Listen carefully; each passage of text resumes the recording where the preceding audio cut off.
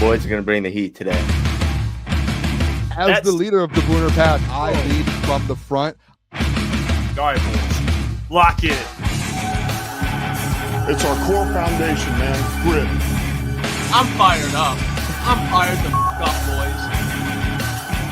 It's pumping right now. It's got my juice pumping, boys.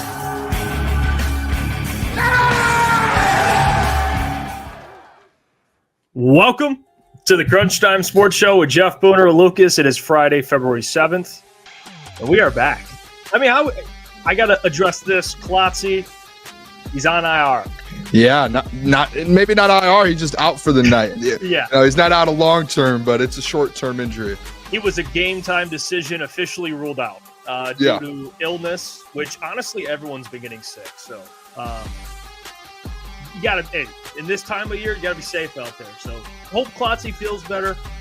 Drop some ball nowhere emojis in there for support for Klotz. But Boone, Super Bowl this weekend. We will be live. I cannot wait for it. It's going to be a great show. A lot of fun, food, drinks, good time. If you're watching the Super Bowl, come hang out with the fellas. It'll be an extravaganza. So it'll be a lot of fun, but we got lots to get to today, Boone. Yeah, we do. I'm pumped up. Honestly, as we get closer to the big game, Jeff, I'm starting to think it might just be me and you hanging out watching some football together. I'm cool with that. This season. And that's why I texted the group today, to be honest. I reached out to the boys because I want, I don't know about you, but my whole life watching the Super Bowl, it's like you get more snacks than you probably can eat and more food. Yeah. And as many drinks. It's like a table. It's like a buffet of food. And I texted boys hey, who's coming? Because dude, I'll go out and buy food and make some food up. I'm in on this. And no one responded. So as of now, I'm thinking it just about me and you. We get those little, pigs in a blanket, those little barbecue things. Here we go. Some wings, some pizza. I don't know this is a good question for the chat too. What snacks do you eat during the Super Bowl? I feel like we'll get some soft pretzels. I know you love some pretzels, Juicy J. Mm-hmm. Listen, dude, you can never go wrong with the Fiesta dip. It's always a good. You ever had the nice? You got to have some chips and dip there. Chips and have salt. To have chips and dip. I like snacking on some chips and dip. It's a good. Yeah. You can't go wrong. I believe if you go to any Super Bowl party, you should always bring something. That's just like courtesy. You always every time. The boys on Sunday, the party will have. You know what? But it's kind of whatever we want. You know what I mean? We're going to be the only ones eating it. So you know what? Boom? That's what I'm saying. Let's make a list and let's make a couple. Hey, let's get some things, huh? Let's chef it up a little bit. I mean, look at this. Ball don't lie. Got to have the Doritos. Love some Doritos. Hey, favorite Dorito. The taco sliders. Oh, never had that before. That sounds unbelievable. Pizza, of course. Seared scallops. Xavier, there should always be some seared scallops. Scotty B says Fritos with a jalapeno bean dip. Jalapeno bean dip is elite. That's addicting. You get some jalapeno. I would have to know. Dip. I'm not. I might be an odd one out on this. I'm not a big beans fan. Never have been. Never will be. That bean dip. Nah, it's elite. Beans are dry to me. So you'll like the bean dip, the jalapeno bean dip. It'll be a good time. I mean, although, the Chiefs are playing in it once again, it's basically a rematch. We'll get to it later in the show. We're doing our pick'em today. So Caleb, I think we'll see Caleb. Mike sent his picks in. Which I have a problem. We'll get to that. I need to have a word with the committee. I mean, you're the commissioner, so I'm going to have a word with you later. We'll talk about it later. I know you there's going to be and I know I just saw his pick. I have an idea of who you're picking. I think you're going to be we need to cancel. Mike Knight might need to be out of the whole pick. Yeah. From when I tell you the pick. Yeah. For people who don't know, it's just whatever. We'll get to it later in the show. We also got Super Bowl bets we're going to give out today. Boone, courtesy of Boone. He's got some bets for the people. But before we get into any of that, you saw on the thumbnail, I guess I should have known better. I should have known that comments by CJ Gardner-Johnson were going to come out at some point. I should have known because this man is the biggest yapper. He's a professional yapper. And this year, honestly, in terms of interceptions, he's actually had a pretty good year for Philly.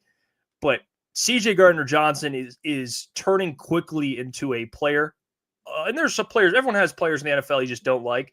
He is easily up there for Detroit Lions fans. And he had let me see the actual quote, because I have the actual quote from him, and I want to show the people what he said regarding Detroit, because they asked him about his time in Detroit last year. And all you've heard is positive about Detroit, the city, the team, the organization. And then there's CJ Gardner-Johnson. And he said this about Detroit. He said, truthfully, like in Detroit, it was hell. That is actually the quote. Yep. And he also went into, there's more quotes, and he talked about how that year he was promised to be re-signed, and he wasn't. He also stated, well, it's just business. But he said people overreacted about the San Francisco game, that he threw up the goodbye, the waving, and they ended up losing. This is the thing that I find ironic about this, Boone. When I first saw the comments, I thought to myself, he signed with Detroit. Didn't he call Philly fans trash? Yep. So he calls Philly fans trash, comes to Detroit, gets tuned in with the Detroit culture, the rap culture. He's making music. He's linking up with Detroit rappers, does the ski mask stuff. I looked back at some old posts when he was here. He's at Pistons games, love the city. And then he leaves for Philly, and it's like, oh, yeah, Detroit stinks. I love Philly. Like, this guy actually stinks, Booner. This guy actually stinks. And yeah. It's easy to root against this guy. Easy. I mean, at the end of the day, it's when we signed him, it was a big deal. I think a lot of Lions fans, the type of player CJ Gardner-Johnson is, it felt like it was like that gritty type of player. Like, he talks a lot. He plays hard, like all of that. That's like what Detroit football is all about right now. So when the Lions bring him in and Brad Holmes bring him in, you're like, this is a great signing, like unbelievable signing. Even after a couple of weeks until he got hurt, you were like, hey, this guy's good. I know the ski mask thing. After the Lions lost, people kind of were a little over it and like, hey, let's just stop that, because you got mocked from it from the other fan base and the other team that we played. But like, CJ Gardner-Johnson played 6 games with the Detroit Lions. It's not like he played like 4, 5, 6 years on both sides. And this is just to call out what it is. There's no loyalty. Like, the Lions owe him nothing. He did nothing for this franchise. He played 6 games in a San Francisco 49ers game, the NFC Championship. It was probably his worst game of his career. And when you're a 17-point lead, when he's getting absolutely cooked in the second half, he's waving goodbye to everyone and acting like the game's over. And while he's doing that, his mind's not even on the game, and he was terrible on the football field. Like, he went out swinging, and he was bad. He was bad. Yeah. It's like, when you don't perform, why would you want a franchise to be like, yeah, let's go all in on this guy? Like, you had the ski mask thing. You waved bye to the fans. You played terrible. You got hurt. Okay, maybe at some point, CJ Gardner-Johnson, instead of throwing all your problems and blaming everyone else and blaming fans and blaming the franchise and blaming everything on the field, maybe you should take some accountability, look in the mirror and say, hey, maybe I'm the problem. Maybe I talk too much. Yeah. Maybe I don't know when to shut up. Because that's literally all it is. It's he leaves Philly, bad mouths everyone in Philly. Yeah. Philly fans want him out, don't care for him. Comes to Detroit. At the end of the season in Detroit. Now he's bad-mouthing Detroit, talking about Detroit. Guess where he went back? Went back to Philly. I'll tell you what, come back to Detroit. If you come, I'm booing you. I don't want you on this football team. This is like this situation where people are like, oh, Booner, you want Micah Parsons? Don't care about Micah Parsons. He has said bad things about our franchise, about our fan base, and about our people here in Detroit. I'm out on him. Don't talk bad about the city and don't talk bad about the franchise. CJ Gardner-Johnson, automatically on my don't come back to the city of Detroit. No. List. Yeah. I don't ever want to see him, hear him talk about Detroit. Like, genuinely, like, what do we owe him? Like, what does he think, like, Lions fans and the franchise? No one owes him nothing. He did nothing in Detroit. Literally nothing. No, he didn't. And to be honest with you, I feel like an idiot because I defended this man for a long time. Yeah, I defended him when he was in Detroit. And I want to give a big special shout out to Easy because Easy was in the trenches fighting, now realizing it was for the people the entire time. This man had beef with CJ Gardner-Johnson, and he was the enemy amongst Lions fans. And now, Easy, I owe you an apology. Not that I was going at you, but I'll speak for people.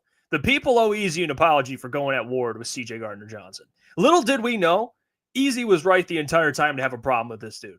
I mean, ironically, Darius Slay, who was traded from the Detroit Lions, has every right to have a problem with the organization, or I guess specifically it would be Matt Patricia, but still he says nothing but great things about Detroit. Yep. Nothing. And then there's CJ's here for a handful of games and he just trashes the city. I thought it was ironic. Listen, Easy, holding it down, going to war for this dude or against this dude. You got my support, brother. All right. CJ Gardner-Johnson stinks. And look at Easy. I had to kick out CJGJ out the city for the people. He did. He did it for the people. I love that. And you know what? I would like Easy. I would love shoot me a text message.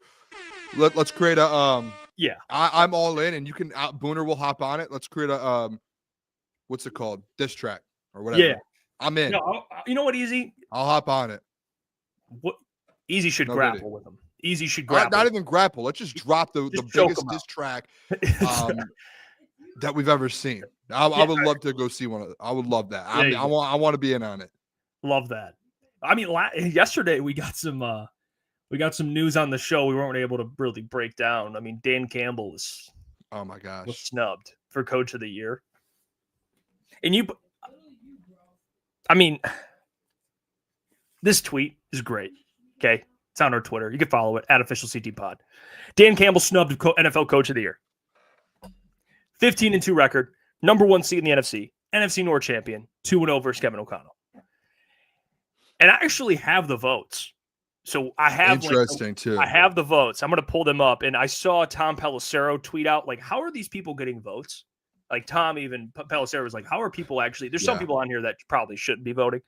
The only problem I have with some people that vote is there are people who not even just like have deals with sports books, but like work directly for the sports book. Like I love Kay Adams, does a great job. Watched her show today. I had a bunch of guests. She works for FanDuel TV. Like it's not like she works for a certain entity that is sponsored by it. Like that doesn't really matter to me. She works directly for the source, like directly. That you should not have a vote if you work directly for the source. Like FanDuel can easily just be like, hey, like who are the most bets on? Who will we lose money on? Bet for this opposite. And I know that's colluding and that's like a big statement. Don't want to say that's what she's doing or some of these people are doing, but like that's just like you shouldn't have that. I mean, shout out to Rico. Mike Tirico was holding it down, man. He was voting Dan Campbell. He voted Jared. He voted a lot of Lions players. Shout out Mike Tirico. Yeah, he's a real one, dude. But you look at some of the votes here, notably, and you go through it. So Kevin O'Connell, you saw a couple like Armando had Andy Reid above Dan Campbell. Okay. Wait, what was that? Andy Reid, Sean McDermott, Jim. Or no, Andy Reid, Dan Campbell, Sean McDermott, Dan Quinn. Dan Quinn didn't get it. Yeah, he only got one. On everyone's ballot, to be honest. He got one first place vote. Chris Sims. Can you go back up a little bit? I'm sorry. I'm just going to try. No, you're fine. You're fine. I just wanted. There's a delay on my end. No, you're good. I'll start here. So Chris Sims, Andy Reid. He had Andy Reid first. Yeah. Sean Payton. Look at that. He had Dan Campbell fourth, Jeff. Yeah, that's ridiculous. That's significant. I mean, that's ridiculous. I don't have a problem with the names, but they're out of order. Terribly out of order. Yeah, for sure. Yeah, Dave Burkett's on here. Shout out Dave Burkett. He gets it. I love his list, honestly. Dan Campbell, Kevin O'Connell, Sean Payton, Reid, and Jim. I'll throw a nugget out there. I texted Easy this last night. And shout out Dave Burkett. Great dude. Hopefully we get him on the show. Dave Burkett voted, I think, CJ Gardner-Johnson comeback player of the year, 5th. He was on his list, though. He was in his top 5. I think he might have been the only one, at least that I saw. When I saw it, I was like, I wonder what Dave voted for each award. It just randomly popped up, CJ Gardner-Johnson. I was like, no, that's tough. Yeah, I did not know that. Hey, still shout out Dave. No, I was just like, man, I texted Easy right away. I said, man, that's the tough one. There's what's his name from the McAfee show, Anthony DiGiulio. Tone Diggs. He voted Kevin O'Connell. The Pat McAfee beef with Dan Campbell continues. How does he get a vote? How does that work? The Pat McAfee show, they get offered a vote from the AP, and I think Pat said, because when you vote on these, like, you're not allowed to say who you think's winning. You're not allowed to say like who you think will win. Like there's just a lot of rules to it, so you don't give away with the sports books. I think Pat's declined it, said I don't want to do it. We would love our show to have one, so I think he picked Tone Diggs to do it, just because there's like the rules with that. Pat was like, I want to be able to say and ask questions and say who I would vote for and all of that. He was like, I don't want to have, which is fair. Yeah, I think that's a fair. Yeah. And Tone Diggs is good too. He knows what he's doing, but obviously he doesn't in this award. I like Mike Florio, his list: Dan Campbell, Kevin O'Connell, Sean Payne, Andy Reid. That might be the perfect. I think that's what I probably, if I had a vote, that's probably what mine would have been. Or I might have put Dan Quinn third, to be honest, and then Sean and Andy. That's still the five. I'm with you on the names. Like here, like Mike Tirico had Kevin O'Connell third, but Dan first. Pete Prisco, that's your boy.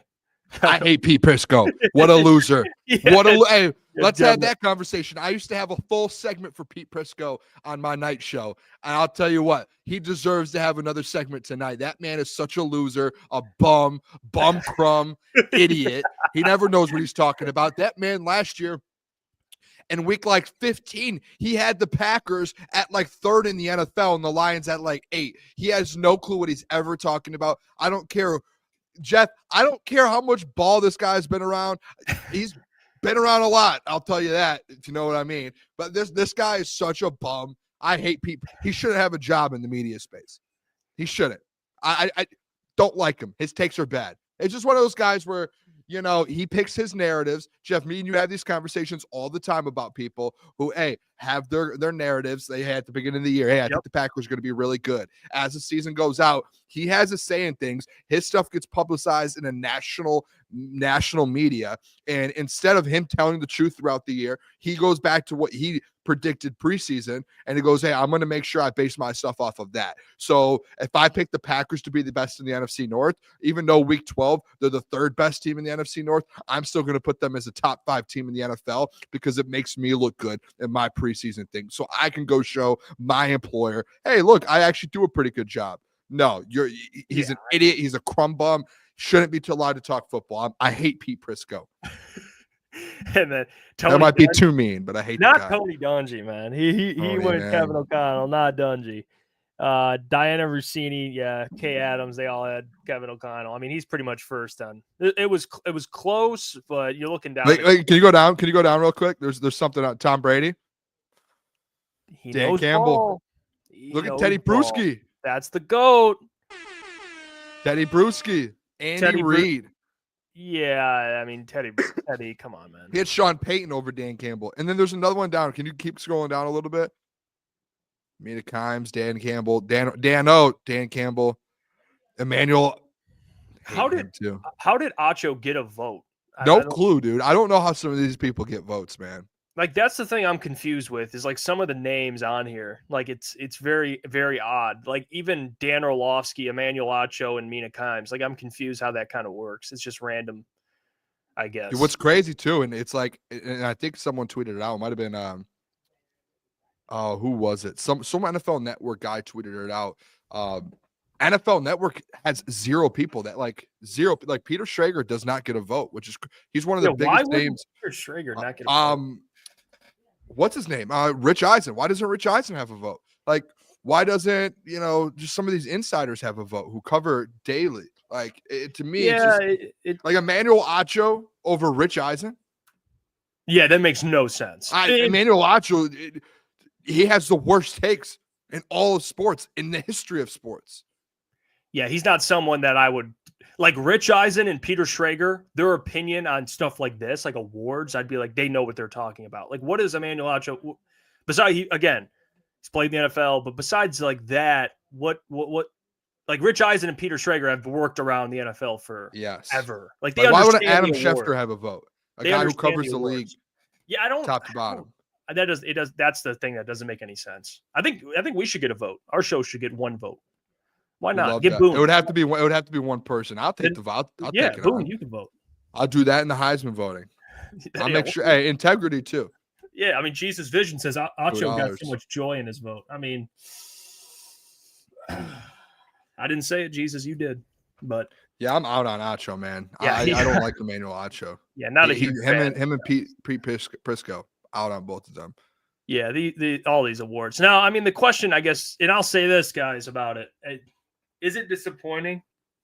Yeah, because I think Dan Campbell's he's a great coach, and he is a coach that I believe he should have. It's kind of like the Josh Allen thing before this year. It's like he's such a good quarterback, he should have an MVP award. That's how I feel about Dan. Like, Dan is such a good coach. He should be a coach of the year guy. He should have one award. Like, look at the last couple of years. He was snubbed when they were 9-8. Well, 12-5. He was snubbed because Brian Daboll, or was that 2 years ago? I think those 2 years ago. Last year, he got Stefanski. Yes, Stefanski. Daboll the year before, Stefanski the year before. Okay, so the Daboll year. I mean, Daboll that year, it was close. He didn't get it that year. The next year, they were expected to be good. They were good. He didn't get it last year. This year, they were expected to be good. They had a ton of injuries, which helps his narrative. Like, if I'm being very honest, I think he missed his opportunity. It's not his fault, but it's hard now because every year they're going to be good. And unless injuries happen again or something else, maybe Jared were to go down, knock on wood, and they win more games than people think, like something wild would have to happen, in my opinion. They went 15-2, Boone, and he didn't get it. Like, what do you want the guy to, unless they're undefeated? I mean, I don't see a path for him, and I'm not saying in his entire career it could happen, but in the next handful of years, Booner, I think the coach of the year thing is, with all due respect, it's dead. I don't see how he can win it now. I don't. The last 2 years were his years, 12-5 in last year. Or this year. I don't think there's a point to where it's like just the best coaches in the NFL don't win this award every year. And that's just the way it is. Like, it's an award where they look at, hey, how bad was your team supposed to be, and who got the most out of every team, which I guess that's up for interpretation on how you believe the award should be given. And I think you see the voters, like some of those guys think that it should be what Dan Campbell did. Some think it should be the Kevin O'Connell, where you go into the season with an over-under, I think 6 or 7.5, and take a team to a 14 wins. So, like, there are arguments to both sides. I get it. I think this year's race is just a little different. Like, I totally get at the beginning of the year, hey, what were your expectations and were you able to exceed them? But I don't think that means like I think everything comes into context a little bit. Like with Dan Campbell, you had 20 plus guys on IR throughout the year. Some of your majority starters, and then the rest of them second string guys. You're having guys come off of literally the couch to come play, and you're still finding ways to win games. And and like when you look at it in that aspect, and you look at what Dan Campbell did, he goes head to head versus Kevin O'Connell 2 times. Like, typically you don't see 2 head coaches in one division have an opportunity to win this award like this. And they go head to head twice. And Dan Campbell, I don't think it was just like hey, he just won. Like, no, the second time when the division was on the line, the 1 seed was on the line. And this is where I think voters were completely wrong. And there are people in the chat now who are saying, well, you guys are just Lions bias fans. I don't know, Jeff, if you saw the tweet that I had put out, and it got into Vikings Twitter and it blew up. And I have a million comments. I didn't even read. The only ones I read were, I'll explain it in a minute, but like, it just blew up of people going at me. But to me, it's like once you get to a certain point, like, yeah, Kevin O'Connell exceeded expectations. Those voters who voted for Kevin O'Connell, dead wrong. Like, you need to look at that Week 18 game when it was head-to-head, division on the line, 1 seed on the line. It wasn't just Dan Campbell won that game. He outcoached by a mile Kevin O'Connell. Dominated. His team was 100 times more prepared. Defensively, they dominated. Offensively, they dominated. Special teams, they dominated. From top to bottom, they dominated. Kevin O'Connell did not look like he knew what he was doing in that game. It looked like literally the storyline of that game after was, hey, the Vikings were just completely unprepared and outcoached. And that was for the division, for the 1 seed, and that was like head-to-head for the coach of the year. And that's why I was shocked Dan didn't win, was just literally based off of, hey, like, if they didn't play each other Week 18 and say they played in Week 8 and Week 12 and Dan was 2-0 and those games really didn't mean anything, I would be like, okay, I understand it a little bit. But the fact that it was like a Week 18 head-to-head matchup, you got to see who the better coach was this year with this team. And that was with Dan Campbell with 13, 14, 15 guys on IR. And that was where you look at it and you go, okay, like he just outcoached him and he ran a circle around him, a circle.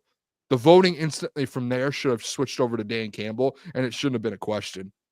So, like, for me, and what's funny too, I'll say this, like the tweet that I had, Jeff, a lot of Vikings fans in there, their argument is, well, he did it all with Sam Darnold. He did it with Sam Darnold. So get all of them and said, the only thing I'm taking out of this Vikings fans comment section right now is you guys think Sam Darnold's the worst quarterback in the NFL. And hey, you better hope, especially after the comments last night, those Vikings fans all better hope that they don't have Sam Darnold next year if they think he's that bad. You see Kevin O'Connell, they want him back. Yeah, he's gonna be back. But all the Vikings fans, literally the excuse is, look what he did with Sam Darnold. Okay, so you guys think your quarterback is trash. There it is. Glad we can solve that problem. I mean, we talked about this yesterday. I knew it was going to be close. I gave the edge to Dan, so I can't say it was going to be close. I'm disappointed. I'm not surprised. I am disappointed. I thought Dan should have won the award. Like I thought it was going to be a very close race, but Dan wins the award. But you know what? This is my theory on it, and tell me what you think of this in chat as well, because I think even though Brian Flores was up for Assistant of the Year, he was up there too, along with Aaron Glenn and Ben Johnson. I do think the narrative about Dan being like that, how would you phrase it? Like he's a product of his assistants. I think people have that, like Kevin O'Connell, you're like, that dude's responsible for Sam Darnold. Yeah. I don't think people like nationally understand Dan's like IQ, like football IQ, or they don't understand his coaching ability fully. Like they look at Ben, who's the hottest assistant, AG, they're both up for Assistant of the Year. I do think I don't think obviously he was in second, so it's not like they discredit him completely. But I do think that's part of it. I don't know. That's just my theory on it. I think there's a little bit of disrespect with that. It's like, oh yeah, I agree. Great coordinators, like Coach of the Year. Oh, Kevin, look what Kevin did with Sam Darnold. Well, you got to say, look what Dan did with the injuries. But people will say, well, AG or Ben Johnson or whatever it is. So that's my theory on it, Boone, if I'm being honest. There's part of it. Yeah, and two, like Steve Wild said, you have to admit KOC is a great coach. Like I will say, yes, he's there's a reason he won it, and he was in second. And I listened to Easy earlier tonight talk about it. Shout out Easy again. But like he was like, he didn't think it was a snub because he thinks KOC is a good coach. Listen, like I think both can be true. I think KOC can be a really good coach, top 10 in the NFL, and what he's done with his football team. But I also think it could be a snub because I think Dan Campbell, when you look at all of the facts leading up to it, I think Dan Campbell should have won everything he did. 2-0 versus Kevin O'Connell, led his team to the 1 seed, led his team to a 15-2 record, 20 guys on IR. Like KOC is. He's a great coach. Like he's very good. Like I would like if we didn't have Dan, like would you be mad if he was your head coach? No. He does a great job, an amazing job. But it was just this year, guess what? Dan Campbell was better. And that's why yes, it is a snub. Like it's not like, hey, this isn't a snub because KOC did a good job. Like, no, it was a snub because Dan Campbell had a better season coaching than him. He dominated from start to finish. He went through adversity with the injuries, and he dominated versus Kevin O'Connell. That's a snub. There's no other word to use besides it. It wasn't like, oh man, he should have. No, it was a snub. I think it was the biggest snub of the night, to be honest. But you know how this works. You know how this works. If the Vikings beat the Lions twice and Kevin won it, they would say the same thing. They would say, well, Kevin, he swapped Dan. What are you going to say? 100%. That would be used as an argument. 100%. That's the ridiculous part. It's like Dan sweeps the Vikings and still loses. I don't know. And then there's like the people again that use those arguments like, well, Dan doesn't call plays. He has Ben Johnson. Oh, he has AG. Like, I mean, Brian Flores is an assistant on that team who had multiple head coach interviews. Yeah. I do think like, yes, it's great that KOC calls his plays. He does a great job doing it. But like, there are also like, listen, like he has Brian Flores. He has a great roster in place for him to win games. Great roster. Mm-hmm. Steve Wild said, but who thought the Vikings would have 15 wins? Nobody. Guess what, Steve? You're wrong. They had 14 wins. But to Steve's point, we agree. Like, we agree. What Kevin O'Connell, that's the thing. It's like the MVP award. Like, I thought Lamar should have won it, but that doesn't mean I want to discredit Josh. You know, it's the same thing for Coach of the Year. Just because you think Dan should have gotten it in a close race, you know, doesn't take away from the job Kevin O'Connell did. I want to make that very clear. Not at all. Kevin O'Connell's a great coach.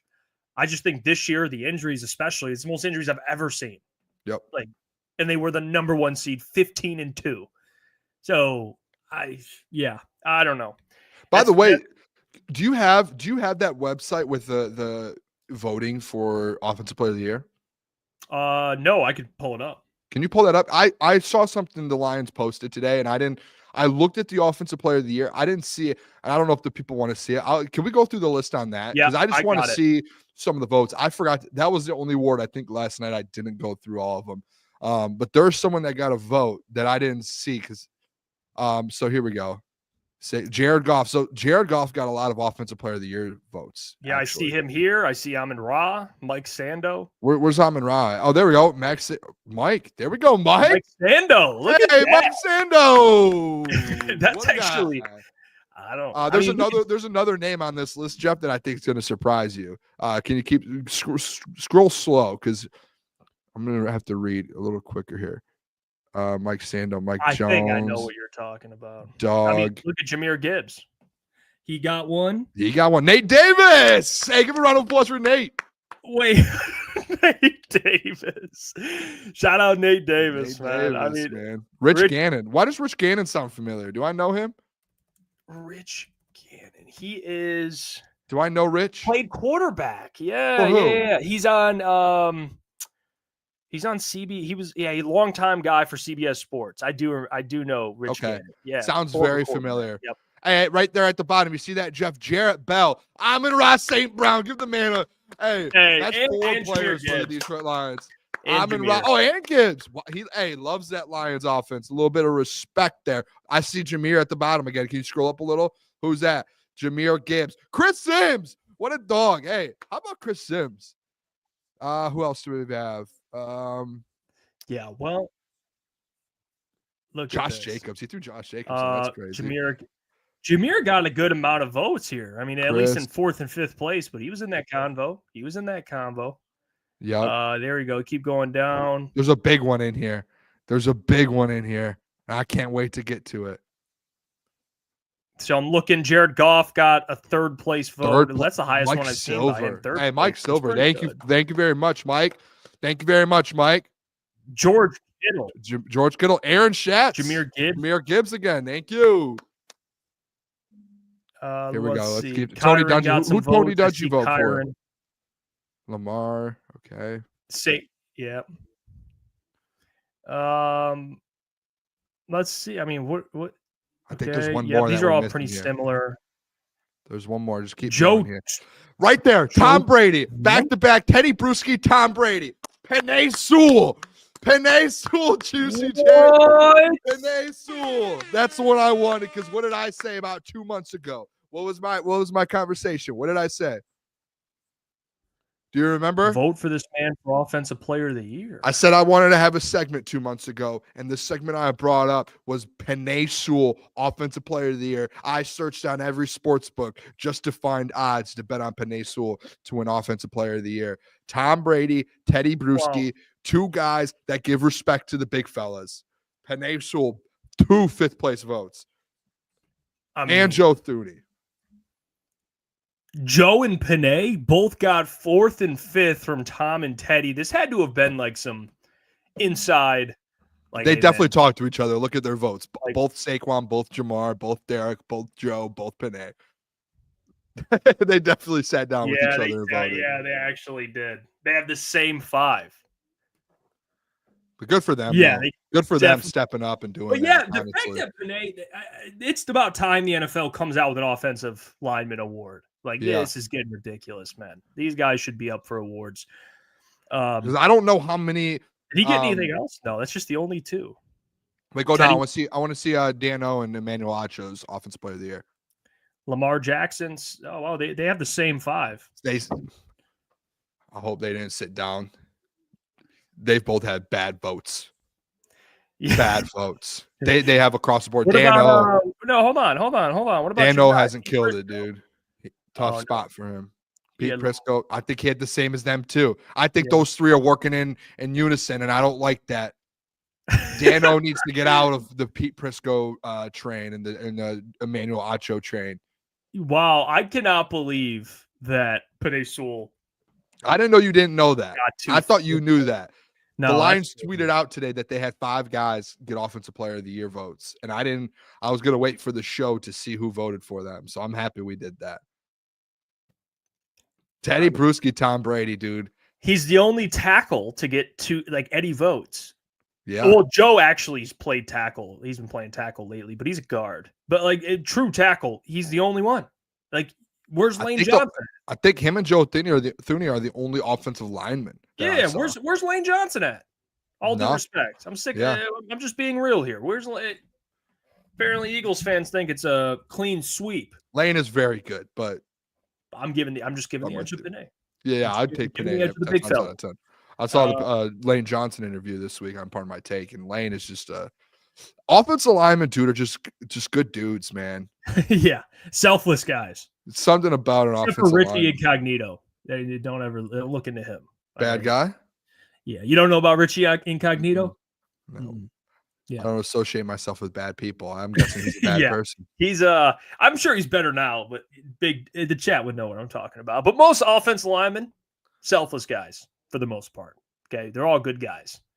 But Penei's got to be the best athlete as an offensive lineman. He's got to be the best athlete. He's arguably the best athlete on the Lions, and you got some crazy athletes out there. So I wonder what Penei honestly, and I know it'll never happen, but I wonder what an offensive lineman would ever have to do to be considered in the running to win that award. Because this year I feel like was the best year for Penei. You got to be catching touchdowns or something. I mean, that's Dan Skipper. Yeah, but I don't even know if Penei, let's say Penei caught 2 touchdowns, he'd probably get a couple more 5th place votes or 4th place votes. He wouldn't be. They just need an offensive lineman award. I mean, I don't know. Just make it amongst all offensive linemen, or you separate it best tackle, maybe, or just offensive lineman. I guess you got to do it for every offensive lineman. Hey, did you see this video? I'm going to share it to the people. We're talking about offensive linemen right now. One of the best videos I think coming out of the Super Bowl. This is great. Jameis Winston. He had no clue who Dan Skipper was. He went up to him thinking he was a regular dude. He did not know he played for the Detroit Lions. And he went up to him, dude. As you get into the video, you're gonna be like, he literally thought he was just a normal guy, and he went up to a random human and just he was like, dude, you should be playing tackle. You should be playing that. It's so funny. I'm gonna make sure I turn it all the way up too. All right, here we go. You are somebody left tackle, aren't you? I'm playing Detroit. You play in Detroit? Yeah. You play in Detroit right now? Yes. Are you Nate Soldier? Dan Skipper. Dan Skipper. I knew this was somebody left tackle. But listen, we just ran into Dan Skipper. Dan, listen. How are we going to get on this boat? Good luck. Hey, one thing about offensive linemen, guys, is they don't talk much, but they dominate the trenches. Everybody wants to know this one question. I don't know why they keep asking me this, but what should I sign? Whoever wants to pay you the most money so you can get a boat like that. Well, I don't think they can pay me enough money to get a boat like that, Dan. Me and you had to combine our stuff together, huh? How much you make? I'm just playing. I ain't gonna put that personal information out there. What, dude? Dude, he had no clue that was Dan Skipper. He had no clue he played in the NFL. He just went up to him thinking it was a big dude. You've got to play left tackle, huh? And it was yeah, no, I play for Detroit. He said, how much you make? I'm just kidding. Dan's Dan should have been come to Detroit. Come to dude. Imagine Jameis as our backup.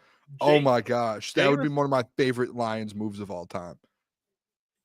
Jameis is a star, dude. As a media guy, I don't know when he retires, he's going to be offered he's going to have offers from everywhere. Honestly. He's naturally just hilarious. I think he might be outside of Dan Campbell. I think Jameis might be my white whale. Dude, let me. Can we just play some Jameis Winston videos for a minute? Is this gonna wait? Now you went. That one went over my head. What's a white whale? What is it? Your white whale? Your dream guest? A dream guest? Oh, he would be hilarious. He I think might be. I think it's Dan Campbell and him. He said, "What are you, Nate Soldier?" So I'm just gonna play. Can we just play some Jameson Williams? Jameson Winston videos. Play the next. What do we got? All right, throw it up. Whatever. Now I'm intrigued. I actually have not seen this yet. I have not seen this one yet. This is new to me.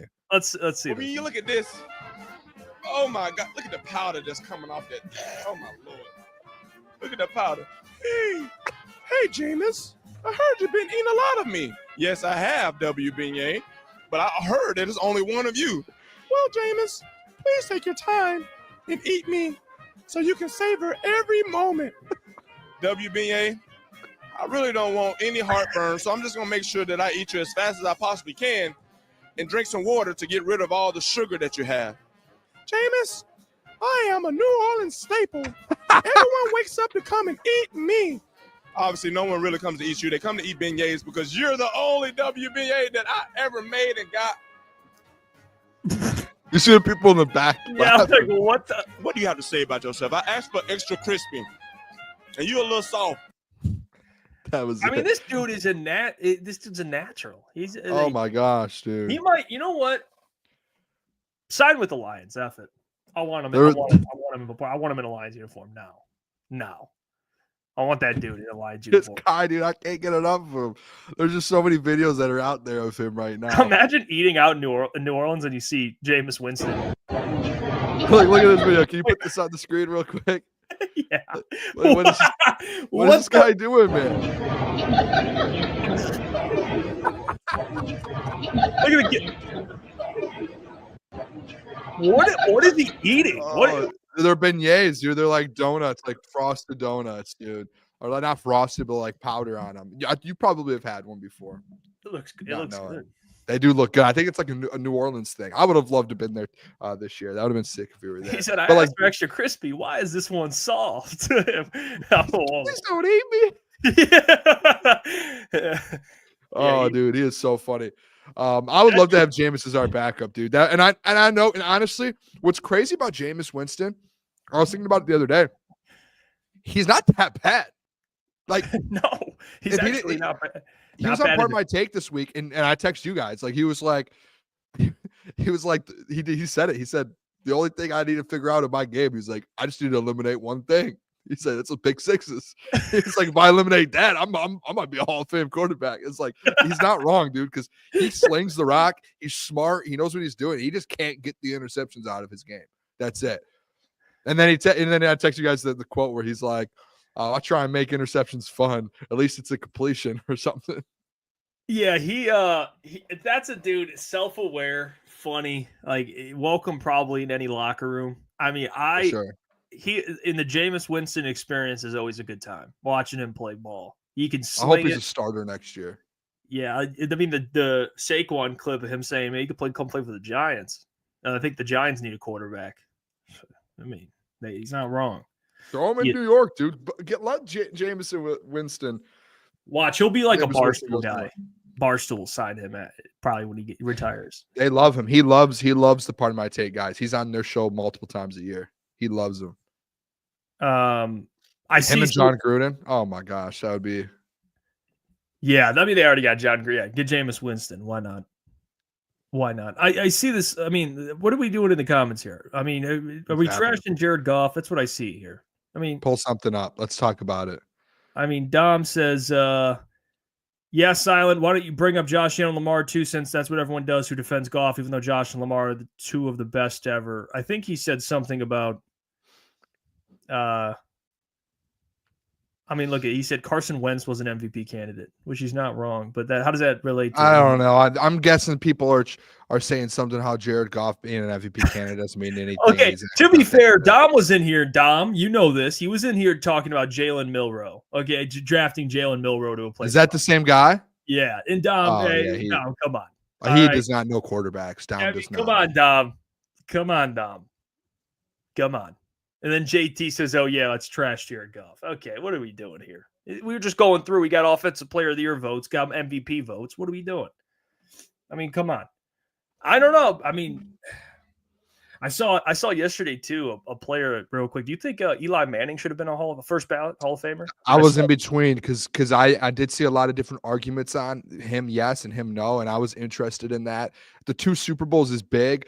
But a lot of the arguments and people bringing up stats on Twitter aren't wrong that like outside of him winning the Super Bowls, there are years where he just wasn't like elite. Like he was good, but like not like that level. I think he'll get in eventually. But dude, there are guys who are like Adam Vinatieri not getting in. That's insane. Like the best kicker of all time, maybe like the Justin Tucker stuff, but like the man's won so many Super Bowls. He's made some of the biggest kicks in NFL history. Adam Vinatieri probably should be in. I was listening to a lot of Radio Row interviews today. And obviously the announcement came out last night who got in, and Vinatieri got snubbed for like a 6 year. And a lot of big time people who are in the Hall of Fame are like, that was one where no one really was mentioning Eli. People were mostly mentioning Adam Vinatieri. Like, hey, just because he's a kicker doesn't mean he shouldn't get in. And I think that's what it is. I just think kickers don't get in usually. Yeah, that's the thing with Eli. I'm not mad at it. I think he's a Hall of Famer, but I don't think he's a first ballot. I mean, yeah, he beat Tom Brady, so that obviously carries weight. 2-time Super Bowl champ, but he's a 4-time Pro Bowler, never made an All-Pro team. Like that's where it gets tough. It's that conversation, but like again, it's that conversation with the guy like Jared Goff, where if he wins a Super Bowl, he's never been an All-Pro, he's been Pro Bowler. So you get into those convos where it's like he probably gets in. It's not going to be first ballot or anything, but like a couple, at some point in his lifetime, he gets in. It'll be the same for Eli at some point. And I wonder too, and I was thinking about this today, like I wonder if they take other things into account. Like if you, like in the football world, like McAfee was a great punter for the Colts. Everyone knew who he was, but now he's starting to become like a megastar in the NFL, and he's like helping out the NFL world. I wonder if one day, I don't know if they take that into account or not. Yeah, I don't know. I mean, like announcers get in. I don't know if they get in there or they have their own separate like wing of the Hall of Fame. I don't know how that works, to be honest. Maybe someone in the chat knows. I am happy for Sterling Sharp. Do you see that clip of Shannon and him? Did you see the Shannon? What? They did it at his house in his basement. Yeah, I did see that clip. He showed Shannon. This is a picture of him like shirt off, like his own picture of just him with his shirt off behind him. And it's like the one picture of like the view of Shannon with his gold jacket being like, and it's just like a picture of Shannon Sharp with his shirt off in his face. It's like, dude, what is that? Yeah. It's the only brothers to ever make it until Peyton and Eli eventually do, probably. Peyton certainly. I think Eli won't be a first ballot, but I think he makes it. But yeah, I mean, Sterling Sharp, he was the better player. I mean, he just retired early. But I don't know. I was looking at the more I was thinking about it, and I don't know, a lot of Lions players are out there. Like I saw Dave Montgomery had some interviews. Aiden Hutchinson had comments. I don't know if he saw his comments either about Myles Garrett. They asked him about him. And people in Detroit, specifically Mike Valenti in 97-1, saw this. They went off on Aiden Hutchinson. I have his comments here. They asked him about I think it was Dave Burkett, because the Free Press was out there. So I would assume it's Dave Burkett who asked him.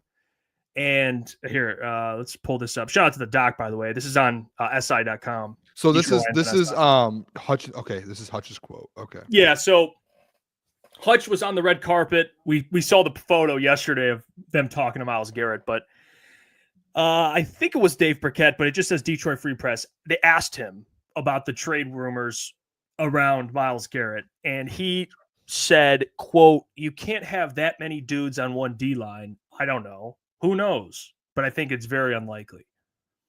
So it's just it's like a week where you have like Amon Ra, like bring him home, and you have all this like players, and then we see Aiden and Jared talking to Myles Garrett, and then Hutch kind of has this answer of like, well, I don't know if you can have that many players on the D line. Who knows? It's pretty unlikely. And then Valenti, he went on. I heard the Valenti thing, man. Yeah, he said, "What time in history have you ever heard a great player say they didn't want to be surrounded by other great players?" I don't think he said he didn't want to be surrounded by great players.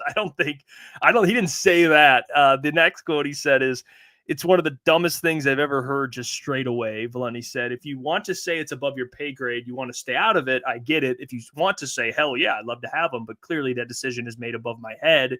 Cool. You know what? I've never heard from a great player. Nah, we don't really need that. Can't have too many good people on the D-line. No one ever."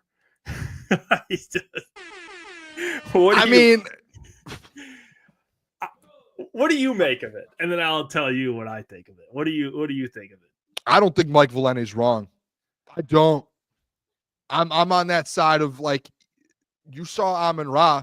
Like that's the mindset, in my opinion, that like the Lions players should have is like Amon-Ra. Like you bring that man to Detroit. Bring him home. Like I'm surprised Hutch is like, yeah, like I would love to have a guy like Myles Garrett on the other side helping me.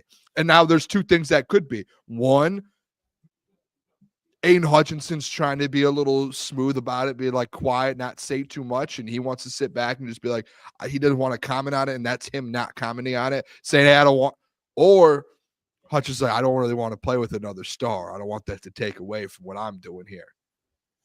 And honestly, I would like to think it's not that. Right. But I do think there's a side to where Hutch is like, yeah, I want to win Defensive Player of the Year. I want to do that. Like, and I love Aiden Hutchinson. Michigan man. Love him. Do you see where I'm coming from there, Jeff? Yeah, I do. I do think Hutch in the back of his head is like, man, I don't want him to take away from what I have going on here with this line. This is my defensive line. Like kind of a little protective over the defensive line, which they need an upgrade. When I saw the comments, my initial thinking is Hutch just being, I guess, unaware, or what would be the right word for it? Like nonchalant. Like I don't think he knew what he was saying. I think he answered pretty honestly, which, to be honest, like Aiden Hutchinson is one of the best defensive players in the NFL. His word matters. His word holds a lot of weight, especially for Lions fans. He is one of the faces of the Detroit Lions. So when he speaks, the NFL world, Lions fans listen. So when you're asked a question about a guy like Myles Garrett, although you may think in your mind logically, like, how the hell are we going to be able to do that? You don't say that. That's what I believe. It's just how it's supposed to be.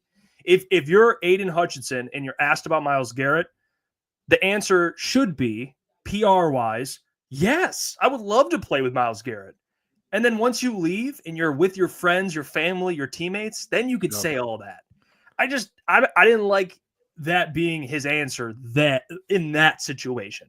Like, it's not that he thinks like, I don't know how that could even work. Like, that's fine, but you don't say it. You don't. It's like asking like Cade Cunningham. Like, they brought this up too. It's a fair example. Like asking Cade to play with another great player. Like Cade, even if Cade's like, I don't know, he should always be like, yes, of course. Like, I'd want to play with this player. And then behind the scenes be like, well, yes, you just have to say, like, there's certain things, especially Hutch, his word. This isn't like, all due respect, this isn't like Levi Onwuzurike commenting. Josh Pascal. Yeah, like Marcus Davenport. Hutchinson. Like, this is, and I don't know what they talked. So maybe him talking to Myles is like, yeah, I want you to play here. And then when he's asked with Dave, he answers differently. I don't know.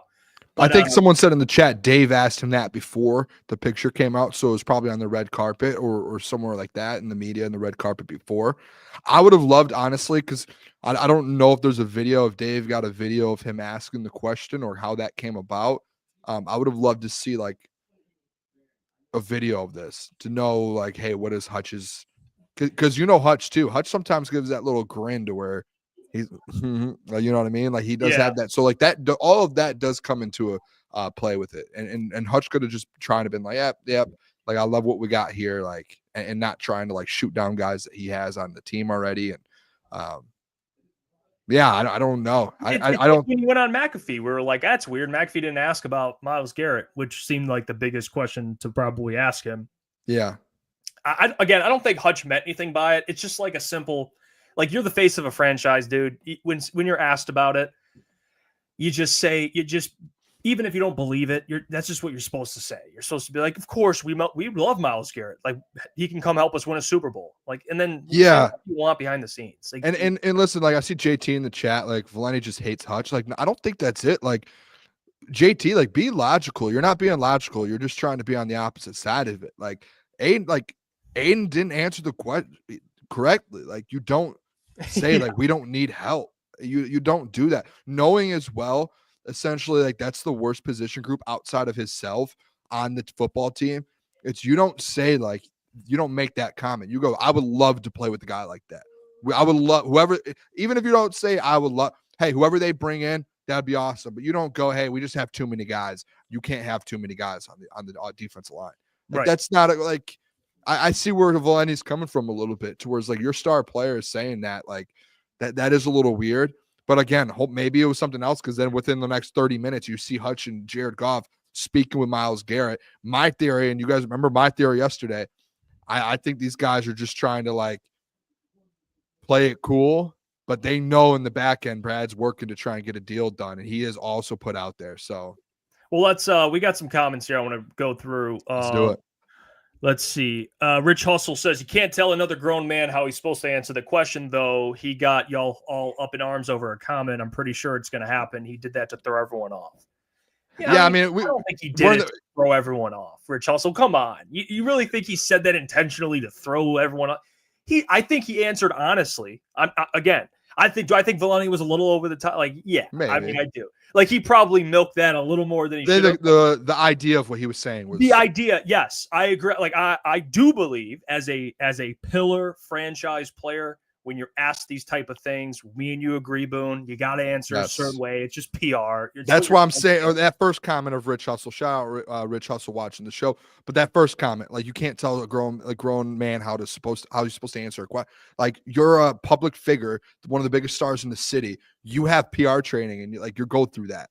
So yes, you can say how to answer a question. That's part of being in the position you're in. It's you. It's not like, hey, you're a grown man, let him answer. No, it's like, that's part of your job.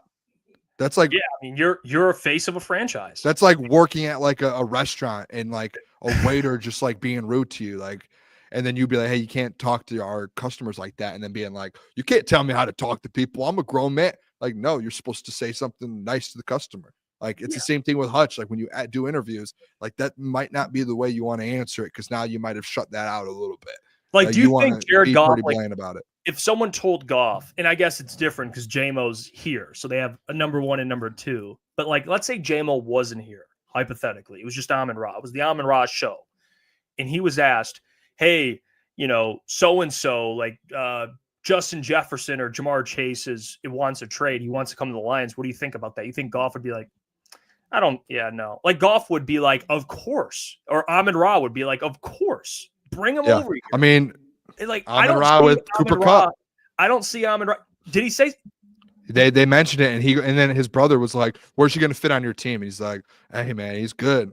I'm pretty sure. I'm like 80% sure, because he also mentioned it, and he was like, "Where's he going to fit on the team?" And Amon-Ra was like, "We'll find a spot for him." Basically, that's there you go. Amon-Ra was always bring him in here, even if it was a big time, bring him in here. Now, if Amon-Ra ends the podcast, and he's like, I don't know about that. You're supposed to. To me, you just in that position, you just shouldn't say anything, because if there is a chance it happens and your star player goes out there and says something like, yeah, it's probably not going to happen. We don't really need him.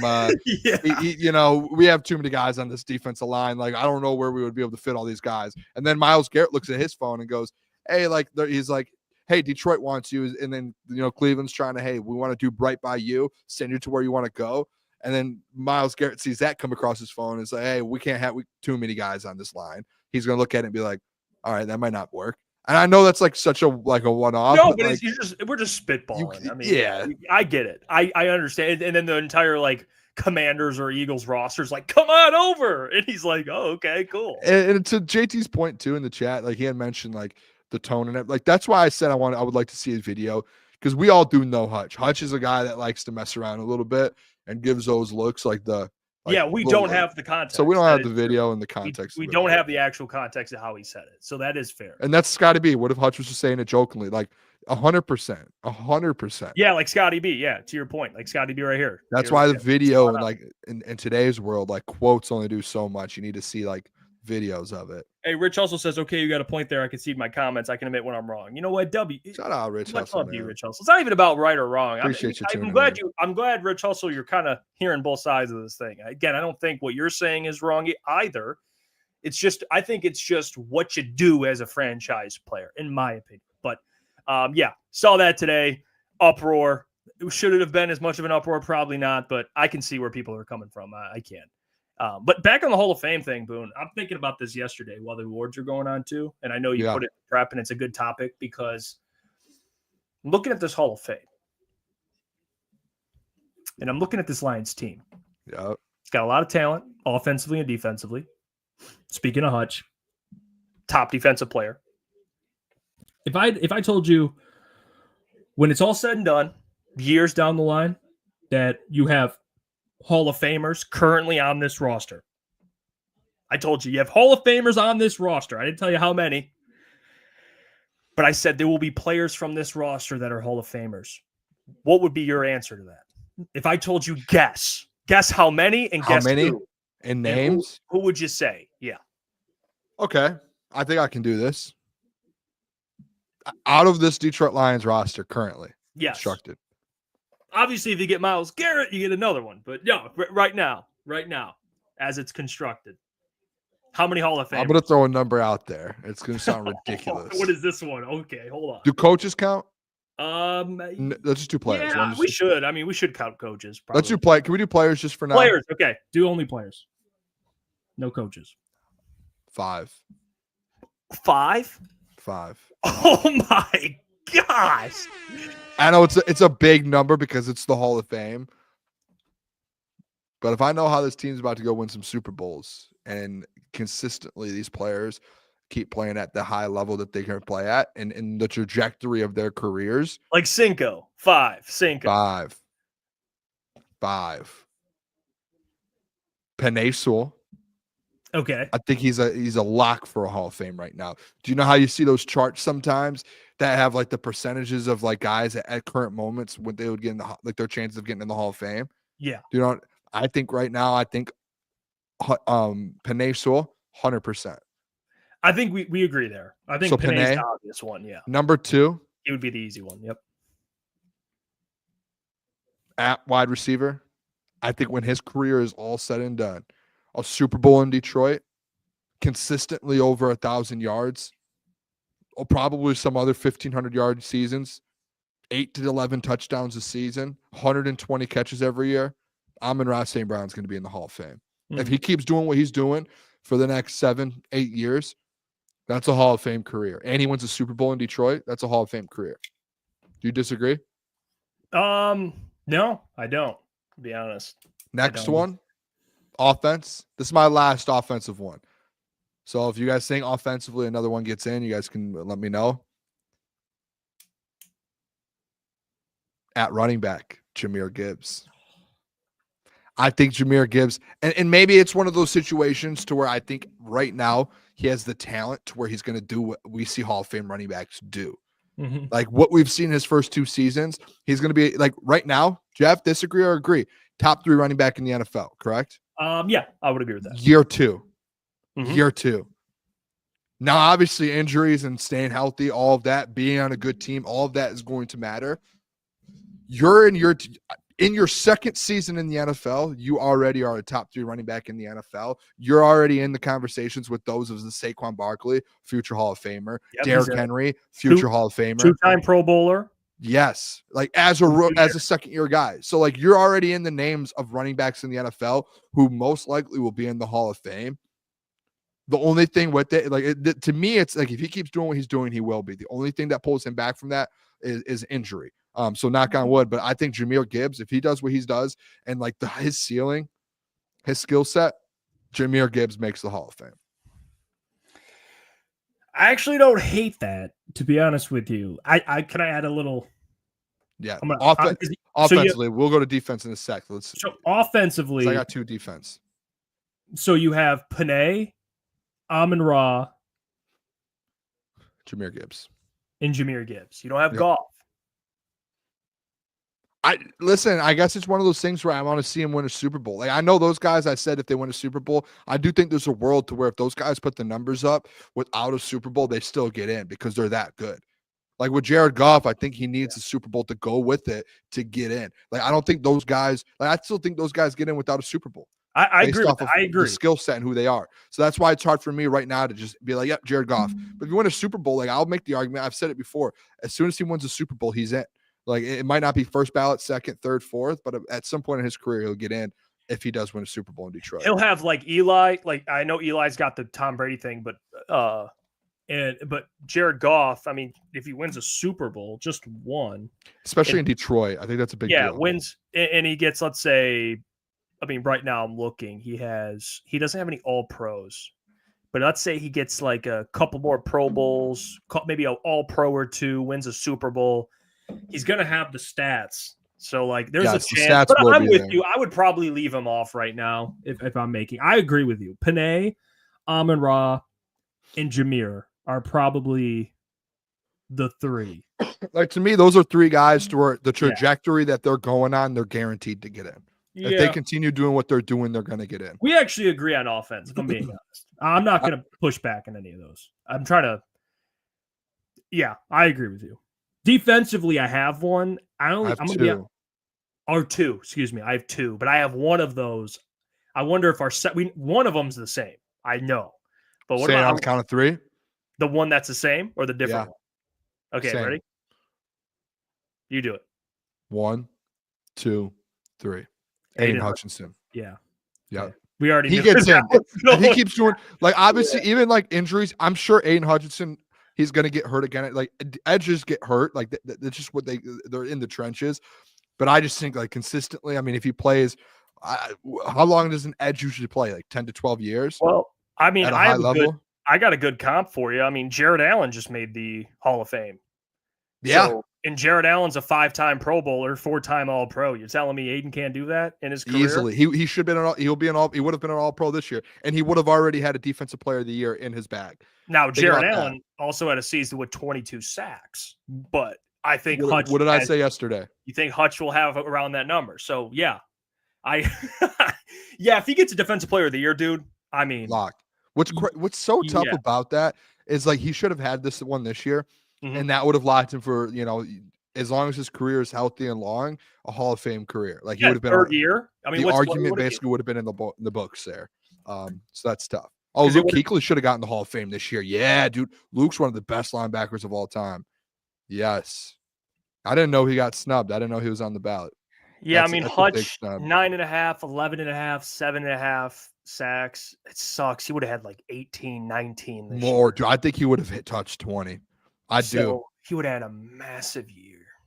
That would have been big. Think about his numbers for his career. 20 plus sacks. Too, like, the picks are a whole nother thing too, man. Yeah. I think he's a lock. If he keeps doing what he's doing, he's going to be a lock. Just got to stay healthy. That's all. Was he a Pro Bowler at all? I think he was a Pro Bowler last year, wasn't he? Or no?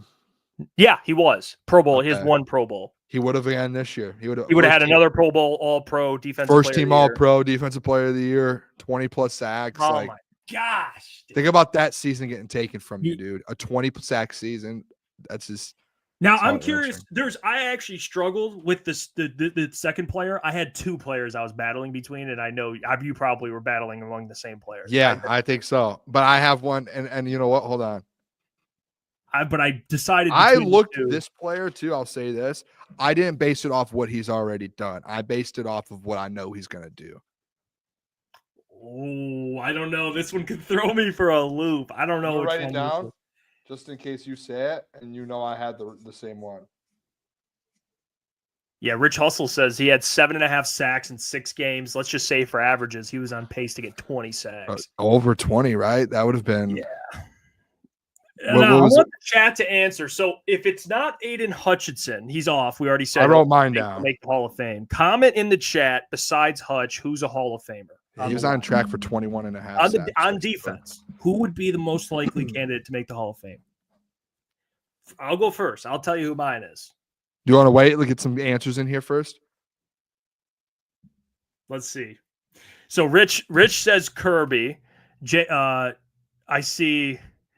Lion King says Branch instead of Kirby. Right. Lots of Kirby. Dottie says Kirby. Rich Kirby. Dante Kirby. It's between the safeties. Jay Money says Kirby. I'm Brian guessing Branch. That's what it is for you. Kirby. Brian Branch. Kirby.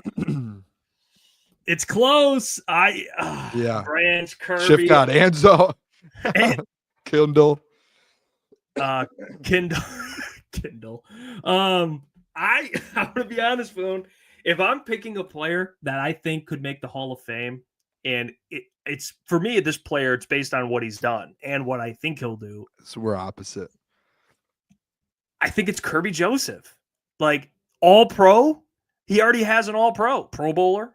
He had 10 picks in a year. If he ends, he's in his third season fourth season or third season? I have to double check that. I think. Third season. So he had 4 and. You're talking about a guy. You're talking about a guy who had 4 picks, Talking about 4 a picks, guy. 9 picks. He was an All-Pro. Not a Pro Bowler yet, which is stupid. He should have been a Pro Bowler this year. But we're talking about 3 years. I mean, safeties, the way he plays, he doesn't put a lot of damage on his body. He's going to play another decade. This dude in his career already has 17 picks in 3 years. Booner, he could end with like 80, 90 picks. Like in a 10, 15 year span. I mean, who knows how many picks this guy has. Stays healthy, of course. To me, all pros, he already has one. All pros matter.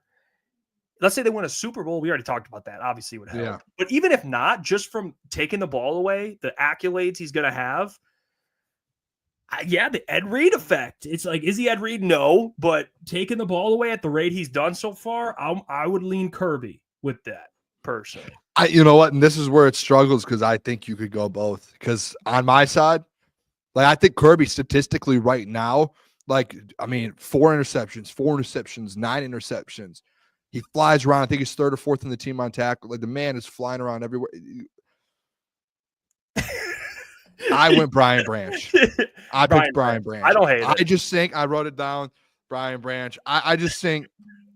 Listen, I think what Brian Branch ends up doing in his career, and it's not against Kirby. Like this is why these conversations are brutal sometimes because it's like if you had to pick one, I think the Kirby takeaways are massive.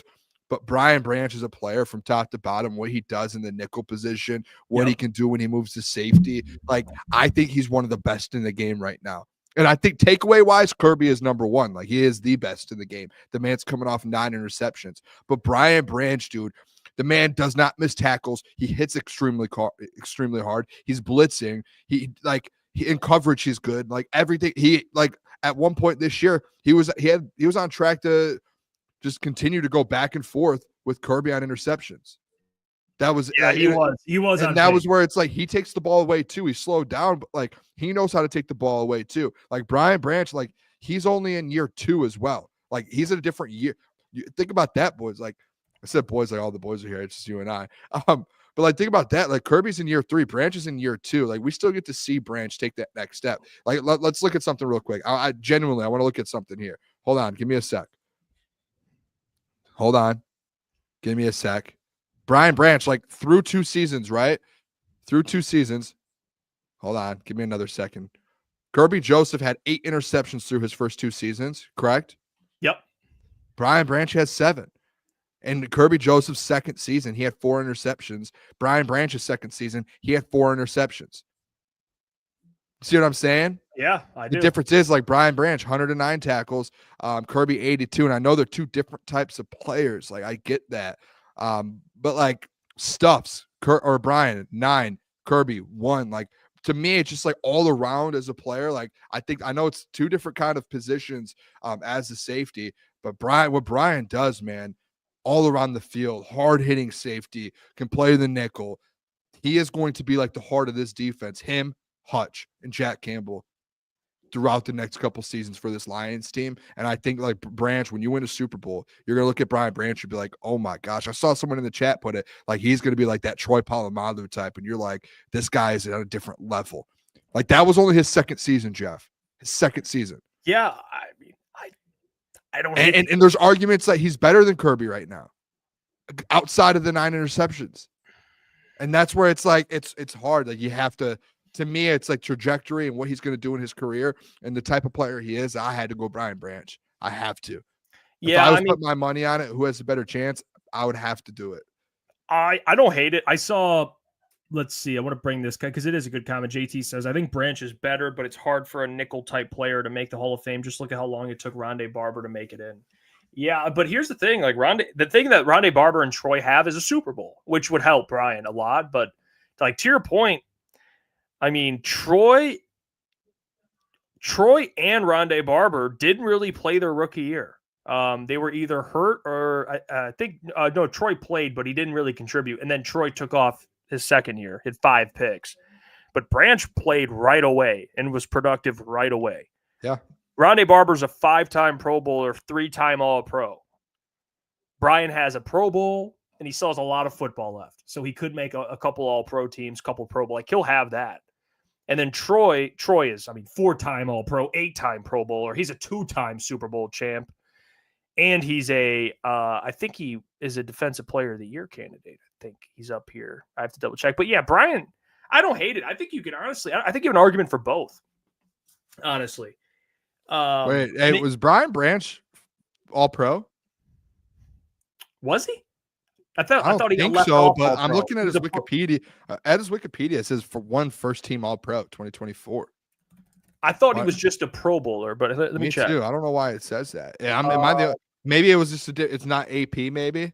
No, he was just a Pro Bowler. Why does my Wikipedia say that? Is that weird to me? Anyone? Are you on his Wikipedia? It's Wikipedia. Who knows? Someone probably. Oh, you know what it is? Kirby, Xavier, Kyle Hamilton, and Budda Baker all were All-Pro. 2 first team, 2 second team. TSN, I don't know what that is what his All-Pro. He was an All-Pro.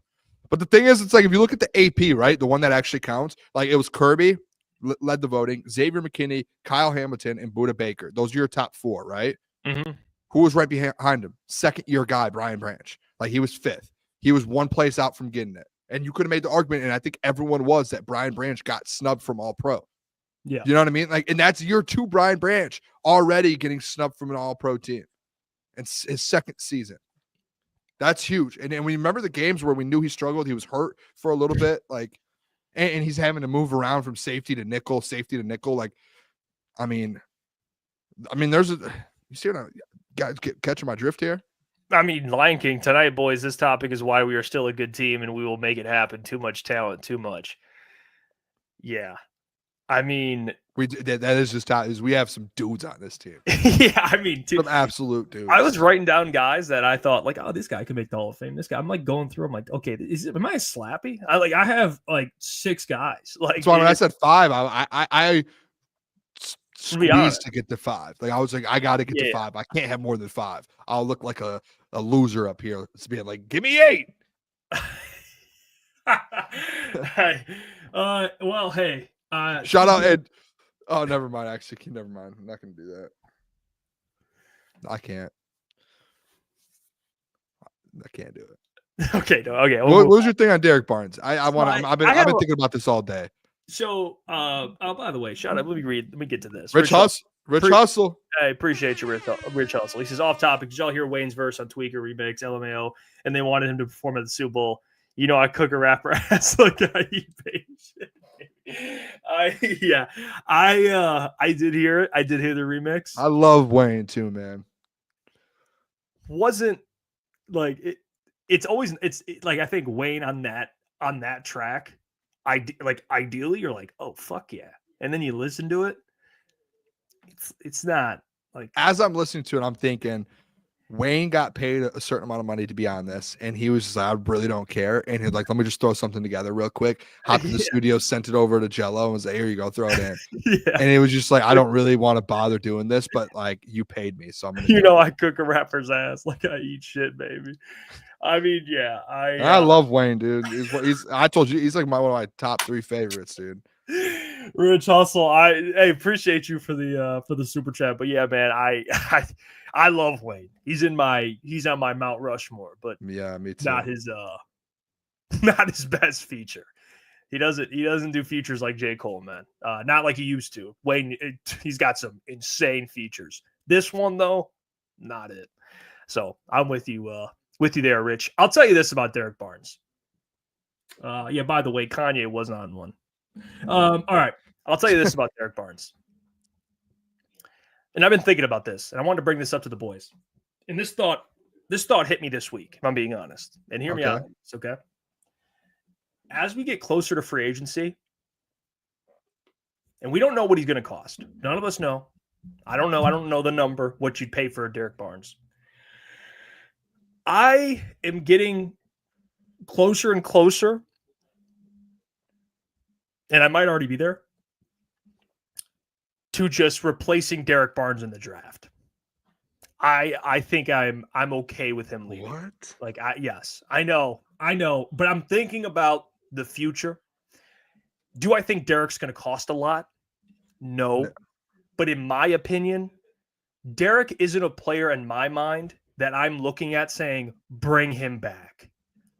Like, I don't really care. And it's nothing personal. It's just from a player standpoint. I think Brad could draft a Sam linebacker that could come in and play that role and probably have, again, with all due respect, a higher upside.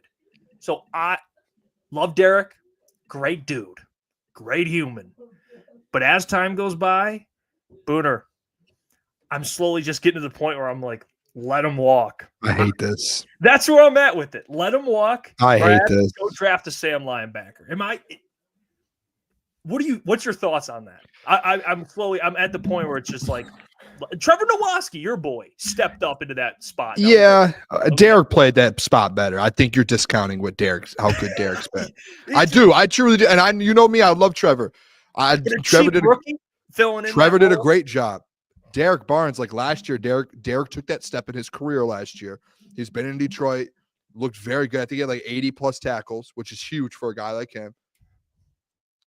I don't think he had the right opportunity to be able to showcase what you're saying. Like, from what we heard, how many games did he play total? Do Probably we know? Three games.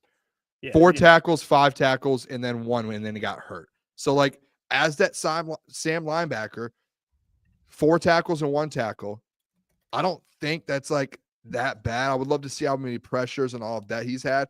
But after those 3 games, Jeff, everyone in that building was like, hey, Derek's been like, or the first 2 games, I'm sorry. Like, hey, he has taken on this position great. This is the position that he is meant to play. He played it in college. Like, he is exceeding expectations in that position. Like, they were like, we were waiting for someone to step up. We moved Derek there, and that was where Derek was. Like, guys, I don't think Derek's going to be that much money. Like, Jeff, to me, it's one of those things. Like, what are you going to do? Are you going to draft again? I'm Jeff, I'm staying put. I want an edge in the first round, correct? Are you with that? Yeah, I'm with you. Yeah. To me, you're not going to get a linebacker, Sam linebacker in the 4th, 5th, 6th round. That's going to give you the production probably what Derek can, because Derek's an NFL experienced player, not just in the NFL, but with the Detroit Lions in that defense. He's been in a room with Kelvin Shepard the last 3 or 4 seasons. Like, he knows what everything is. Now, if you came at me with this, Jeff, with this argument, I would be with you 100%. You sign Derek to a prove-it year because he just is coming off an injury. You say, hey, we'll give you a 1-year deal. Yeah, you haven't played that Sam spot for us for a long period of time. That's your position. We need you to come in, show us for a year you can do it. Let's say a year, $2 or $3 million, right? Mm-hmm. His valuation, I just went on whatever OTA or whatever the over the cap OTC, whatever it is. It says $1 million. I think that's probably wrong. Let's just say $2 or $3 million. And then you go draft a Sam linebacker to go behind him, learn, Jeff, me and you talk about this all the time. Getting guys in there to compete at a position. Bring someone in at the linebacker position, the Sam spot, to compete with him and let the best man win. Because to me, it's like, if you want a guy that you're going to draft that's going to be better than Derek Barnes instantly, like, that's got to be in the 1st round, probably 2nd round. Like, someone put it in there like a Jahad Campbell. Like, yeah, you get a guy like that, boom, instantly, you're probably better. Unless you're willing to do that, Jeff, I don't think there's a world to where it's like you're going to draft a guy instantly that's guaranteed to be better. Let's not sign Derek, and let's just take a lottery pick on a guy in the late rounds that's going to take that spot. I think it's a fair point. I mean, the only argument would be like drafting the 1st round of Sam, like a Jahad.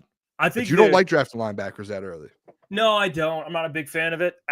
But to your point, yeah, there is a big question mark in the draft. I think it would, in my opinion, again, I think the contingency is, what is he asking for? I don't know what the price would be. If it's cheap, then I'm fine with it. But if he's looking for, again, I don't think it'll be a big deal. But if he's looking for like hey, I'm 24 years old, 25 years old, I think I played my role very well, so pay me to be, a pretty good player. Don't think he can coming off an injury. It's a major injury too. And that's fair. Probably not. But let's say hypothetically he does want to get just taken care of. Not a lot of money, but he wants whatever he wants. I don't know what top linebackers are getting paid, but he's not going to ask for that. I would feel much more comfortable if Brad was like, you know what, let's just sign a 1-year. Let's get someone in free agency that's a little older, that's played the position, pretty productive, and then we'll draft someone maybe in like the 3rd, 4th round, something like that, that can maybe come in and maybe you see what do you have in them. That's where I think I'm with you on that. Like, again, I'm all in on the depth, on the guys coming in to compete. I just don't want to just move on and just bring someone in and you just don't really have anyone. Because I mean, Jeff, I mean, I can tell you straight up, like if you're right or wrong, you're wrong because look at what they were doing when Derek went down. I mean, they went and got Quan Alexander. They went and got Jamal Adams. They went and got all these different guys. Well, then Rodrigo got hurt too, and they didn't. But like they went and try and find all these guys to play that position. And it's like, yeah, if you guys want to say like Ben Neiman and Trevor Nowatzki, like, yeah, they played decent. Like Trevor played great, Ben played great, but like we're talking about like a little bit of levels here, right? Like Derek was on that level to where you could trust him consistently. Like until you find a guy where you're like, yep, that's a dude. Like maybe Jeff in free agency, you go sign a Sam linebacker. If you do that, then I'm good with it. But like if you're talking the draft, it's like first 2 rounds, you're probably going to find a guy, but instantly, like we already know what linebackers sometimes take a little bit to develop and get going. But maybe it's a free agent signing. Jalen Walker. He's but he played at what is he? He's from Georgia. Let me see. I think he's from Georgia. Yeah, the Georgia linebacker. I think is he going to go earlier or no? How did he do this year? Let's see. I think he 6.5 sacks. Relatively early. 6.5 sacks, man. He's probably going to be like an early second, mid-round second. He'd probably be your second round pick. I mean, I wouldn't hate that. I mean, if that's what we're talking about. I wouldn't hate a second round linebacker if Brad already knew he wasn't re-signing Derek. Like, I don't hate that. Honestly, Jeff, even if he signs Derek on a 1-year deal, $2 million, a prove-it deal, and then you bring this guy in, Jalen Walker. Yeah, I'm cool with that too. I'm cool. Like, I genuinely, and we can talk about this at some point too. Like, I really don't think Derek Barnes gets a big deal. I could be wrong. I don't either.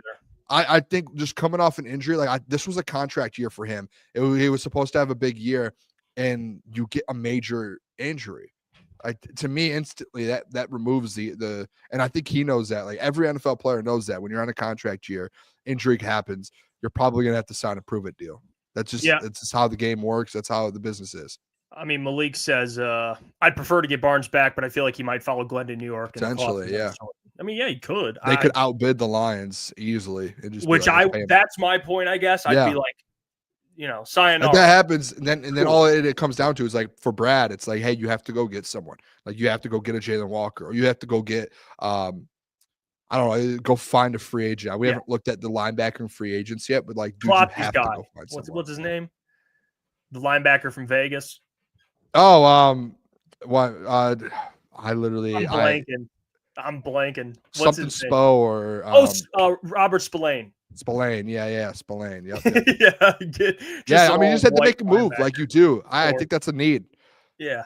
And honestly, Jeff, the pass rush is like a big deal on this team, right? Like we don't have a pass rush. Yeah, I mean that Sam linebacker spot's someone's supposed to be getting after the ball or the quarterback.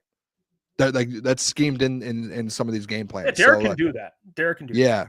So that's part to me of the allure of like this is like edge rusher's big, but like, dude, if you take an edge in the first round and then you take Jalen Walker in the second, that just to me, boom, like a little ding, a bright bulb goes off in my head. And I'm like, he just fixed the pass rush. Brad did it. Thank you, Brad. You're an absolute legend. Michael says we need linebacker depth bad. It was apparent this year. Yeah, I mean it's yes, but it sucks when you lose Derek Barnes, Anzalone, and Malcolm Rodriguez. Yeah, I think that was just such a one-off. It sucks, like because Malcolm's like that sixth man off the, he's like that extra linebacker you got. To be fair, going into the year, we had conversations that the Lions had one of the best linebacker rooms in the NFL and depth too. And quickly, it just fell apart. But when you lose 3 of your top 4 guys, that's like your depth is gone. Because like, look, I mean, who was it that said that? Michael Daly. Michael Daly, to your point, like, look how good the depth actually was with Neiman and Nowatzki stepping up when you literally just had Jack. All the guys that stepped up and actually played pretty decent. It wasn't the best, but like you saw the depth. J Rod says, don't get attached to the players. If any position is upgradable, upgrade that shit. Yeah, J Rod, well said. Agreed. Love that. There you go. What's this? Lion King Greenlaw was injured. He'd be perfect for us. Yeah. If he's injured, bring him home. That's fun. That's Brad's guy right there. He's the one that the ACL and the one of those. Not funny that he got hurt. No, Klotzy before the game, we're at Stick's place at Hayes Social, and we're sitting there talking about the game, and Klotzy just goes like, "Hey, dude, Trey Greenlaw, the man's a wild card. Like, he gets hurt just out of nowhere. The man just gets hurt on like celebrations." And like 3 minutes later, Dre Greenlaw's on the sideline jumping up and down, takes a step, Achilles just boom, and Klotz looks at us like, it's terrible. It's so bad, man. I feel bad for him. He's a good player. I would love a healthy Dre Greenlaw. Just don't know what he would be like after that injury. I would love, right? But that's the question. I mean, he's always hurt. He's always hurt. Always. Silent Services, have the Lions said anything about Rodrigo lately? No, but I've been paying attention to Rodrigo's social medias. He's recovering. He's doing well. He'll be good, so, yeah. Yeah, he's making his rounds. He's doing things with fans. Like, he's helping the community. You just love Rodrigo. He's a great guy. So, yeah, no, the Lions haven't commented on anything, but he'll be all right for next season. He'll be all right. That was good. Good conversation. Well, hey, I want to focus on this season, Boone, because the Super Bowl is this weekend. We got our pick'em at 9:40. Caleb's joining. We'll get to do the pick'em. But you got some Super Bowl bets, and I haven't placed a single one yet. So I need you to tell me the path to making some bones here. Okay. First of all, I would love the people to drop what they've already bet or what they're betting in the Super Bowl. Don't pick your side yet because we're doing our pick'em at 9:40. We're going to pick the teams, and we'll have you guys do that. Any props, anything like that, though, I would love to know. Because there are a lot of, hey, Jeff, heads or tails? What are we picking? Me and you, we're gonna be on air betting it. I think I'm going tails. Me too. It's like, I think it's like minus money or plus money. I think it's like even odds. So we're gonna bet on that. We're gonna bet on. Hey, we're gonna have some fun bets. I would love to bet on the Gatorade. I don't think you can in Michigan. I saw on Bet US they got a who will win the coin toss. I think the Chiefs win the coin toss. Yep, I've seen that as well. I'm gonna go tails though. All right, let's do this. I have 8 bets, 8 straight bets. I've already placed all of them. So I'm locked in. I'll probably place 4. The Super Bowl is just one of those games where it's like, hey, we'll have some fun. It's especially if the Lions in it. Hey, let's get some bets in and let's have some fun here. First one I have, this player, Jeff, and listen, I thought about it. I tried to think, like, who's one player I know who's going to have a big game? Who do you think it is, Jeff? If you had to guess. You're probably, if I had to guess, you're probably going with the best running back in the world right now. Is that? No. Oh, no. Travis Kelce? No. Travis Kelce. Love it. I love it. Jeff, I love it. Kelce, 3 out of his 4 games in Super Bowl, he has hit his over. So I'm going to take my first bet is Travis Kelce over 60.5 yards. I think that goes 60.5 feels extremely low. Extremely low. The last week, the Eagles gave up like 59 yards to Zach Ertz and like 7 catches. So on top of that, over 6.5 receptions. It's plus money. It's like plus 150. Over 6.5 receptions. And J-Rod said it in there, the Travis Swift, the Taylor Swift game. I think Travis Kelce has a big Super Bowl. I do. Next one I have here, I'm just gonna go through my Chiefs props first because I do have a lot of them. This one's an odd one, but Xavier Worthy, Jeff. I almost called you Klotz there. He's been playing well. He has been playing well, but one thing they do with him, and Andy Reid especially, you see Andy Reid in the Super Bowl always just go off and, hey, everything comes out of the bag in the Super Bowl. One thing they love to use Xavier Worthy for in random games is running the ball. Jet sweeps, pitches, end arounds. They love that with Xavier Worthy. His over-under on rushing yards, 6.5. 6.5. He literally, like, I know 2 games ago he had like negative something yards, but it's still, he's getting the rock and they're running the ball with him at least 2 times a game. He'll have a trick play. Yes, at least he's going to touch the ball running the ball, not like receptions. He's going to rush the ball at least twice on Sunday night. So 6.5, he's so fast, dude. He might get 20 yards off of 1 carry. So I'm taking that. Patrick Mahomes. I was like, do I want to do a Mahomes bet? I can't go into a Super Bowl, Jeff, and not bet on Mahomes some way, somehow. So I took Patrick Mahomes. 3 out of the 4 Super Bowls, he's had over 30 rushing yards. And the 4th one that he didn't get 30, he had 29. In big games, you see Patrick Mahomes scramble, run around. The man's going to try and make plays. He is one of the best quarterbacks of all time. He wants to win this game. He knows what's on the line. I took Patrick Mahomes over 29.5 rushing yards. I love that. I like that. Yeah. 30 yards. That's it. It's even money. 30 yards. I love that one. And then the I last might put him in a parlay just with the rushing yards. I like that. I probably will. Yeah, I'll probably do parlays on Sunday. So when we're on stream on Sunday, tune in and I'll probably have a couple lays. I'm sure you will too. Last Kansas City Chiefs one I have a touchdown score here. This is the only touchdown score I've put in. Oh no, I put a different one in. I'm not going to give that one out though. I'm going to keep that one secret. But I got to hear this. Kansas City Chiefs touchdown score, Kareem Hunt. Scored 4 straight games, scored every game in the playoffs that they've played in so far. Typically, they don't really have like a big back, but like when they're at the 1 yard line, you usually see like the Travis Kelce play or like Mahomes running it in or a trick play. I think it ends up just being at one point in this game, Kareem Hunt punching it in. Give him the ball. Right through the middle, right through Jalen Carter, boom, head down, punch it in the trenches. I think Kareem Hunt, it's plus 140 too. It's not like it's like minus 150, minus 180. It's plus 140. You're getting a great profit off of that. Yep. A couple weird ones I have here. Oh no, let me do my Eagles one. I have an Eagles one. Saquon Barkley, Jeff. You said it earlier. Who's the best player in this game outside of Patrick Mahomes? Saquon Barkley. I moved his line. I said I want some value out of Saquon. 150 all-purpose yards. Guess what it is? Plus 169. Plus money. 150 total yards. I don't want to shade your bet because it's not you. It's just I honestly have a take about the Super Bowl. You're telling me in the biggest game of the year, the best player in the NFL is not going to rush for 150 or not even rush, all purpose. I'll say, okay, there's two ways to look at this. One, the Chiefs haven't allowed a 100-yard rush to a 100-yard rusher in like 18 games, 17, 18 playoff games. Do I think Saquon get 100? Yeah, Jeff, he could. But I don't think this is a game where he goes for like, buck 30, 40 receiving. He might get some receiving yards. I don't know, man. I think this defense. All right. I don't want to put more in the ether. No, I get it. Hey, no, it's good to have these conversations. I've already placed the bet, so I can't get out of it. That's it. Okay. All right. He's getting it then. You know what? He's getting it then. All right. A couple fun ones. I have two not player props, and then I have my MVPs that I put on. I put 3 MVPs. Value. It's value, right? You're trying to find some value, just come out with some money. So if you bet it the right way, you can, and one of these hit, you'll make it. First, off player prop that I did. Total players, Jeff, to throw a pass in this game, over 2.5. So you have obviously Jalen Hurts and Mahomes, but to get a third, a trick play, a receiver, a running back, a tight end, someone else outside of those two to throw a pass, plus 180.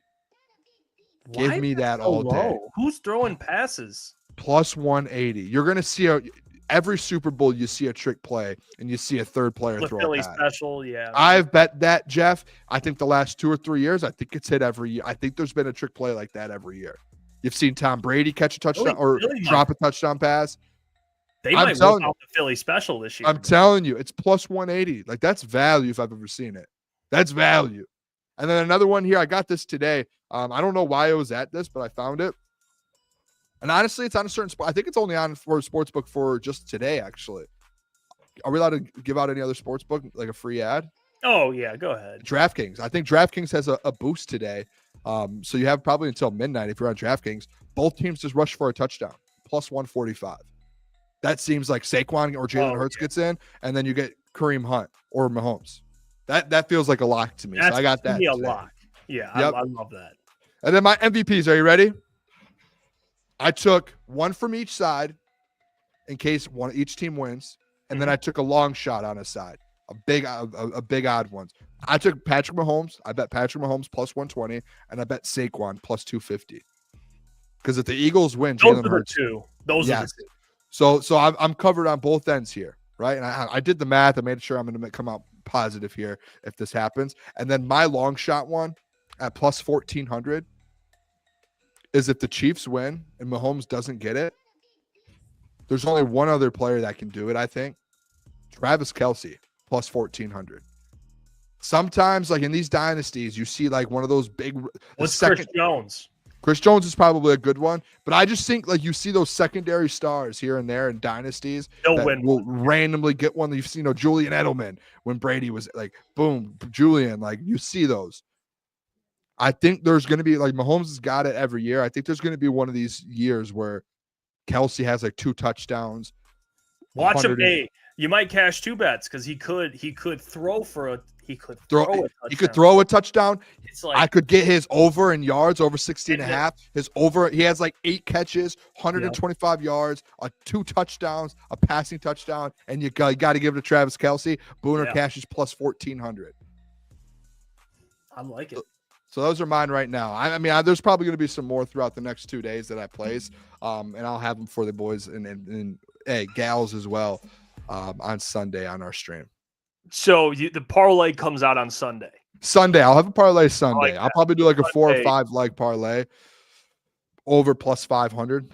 That's what I'm going to shoot for. But that'll come out Sunday. We got to save something for Sunday's show. Yeah, of course. I'm tailing the parlay, so nice. I'll have something. I already have an idea of what I want to do on both sides. So I did want to bet Patrick Mahomes interception.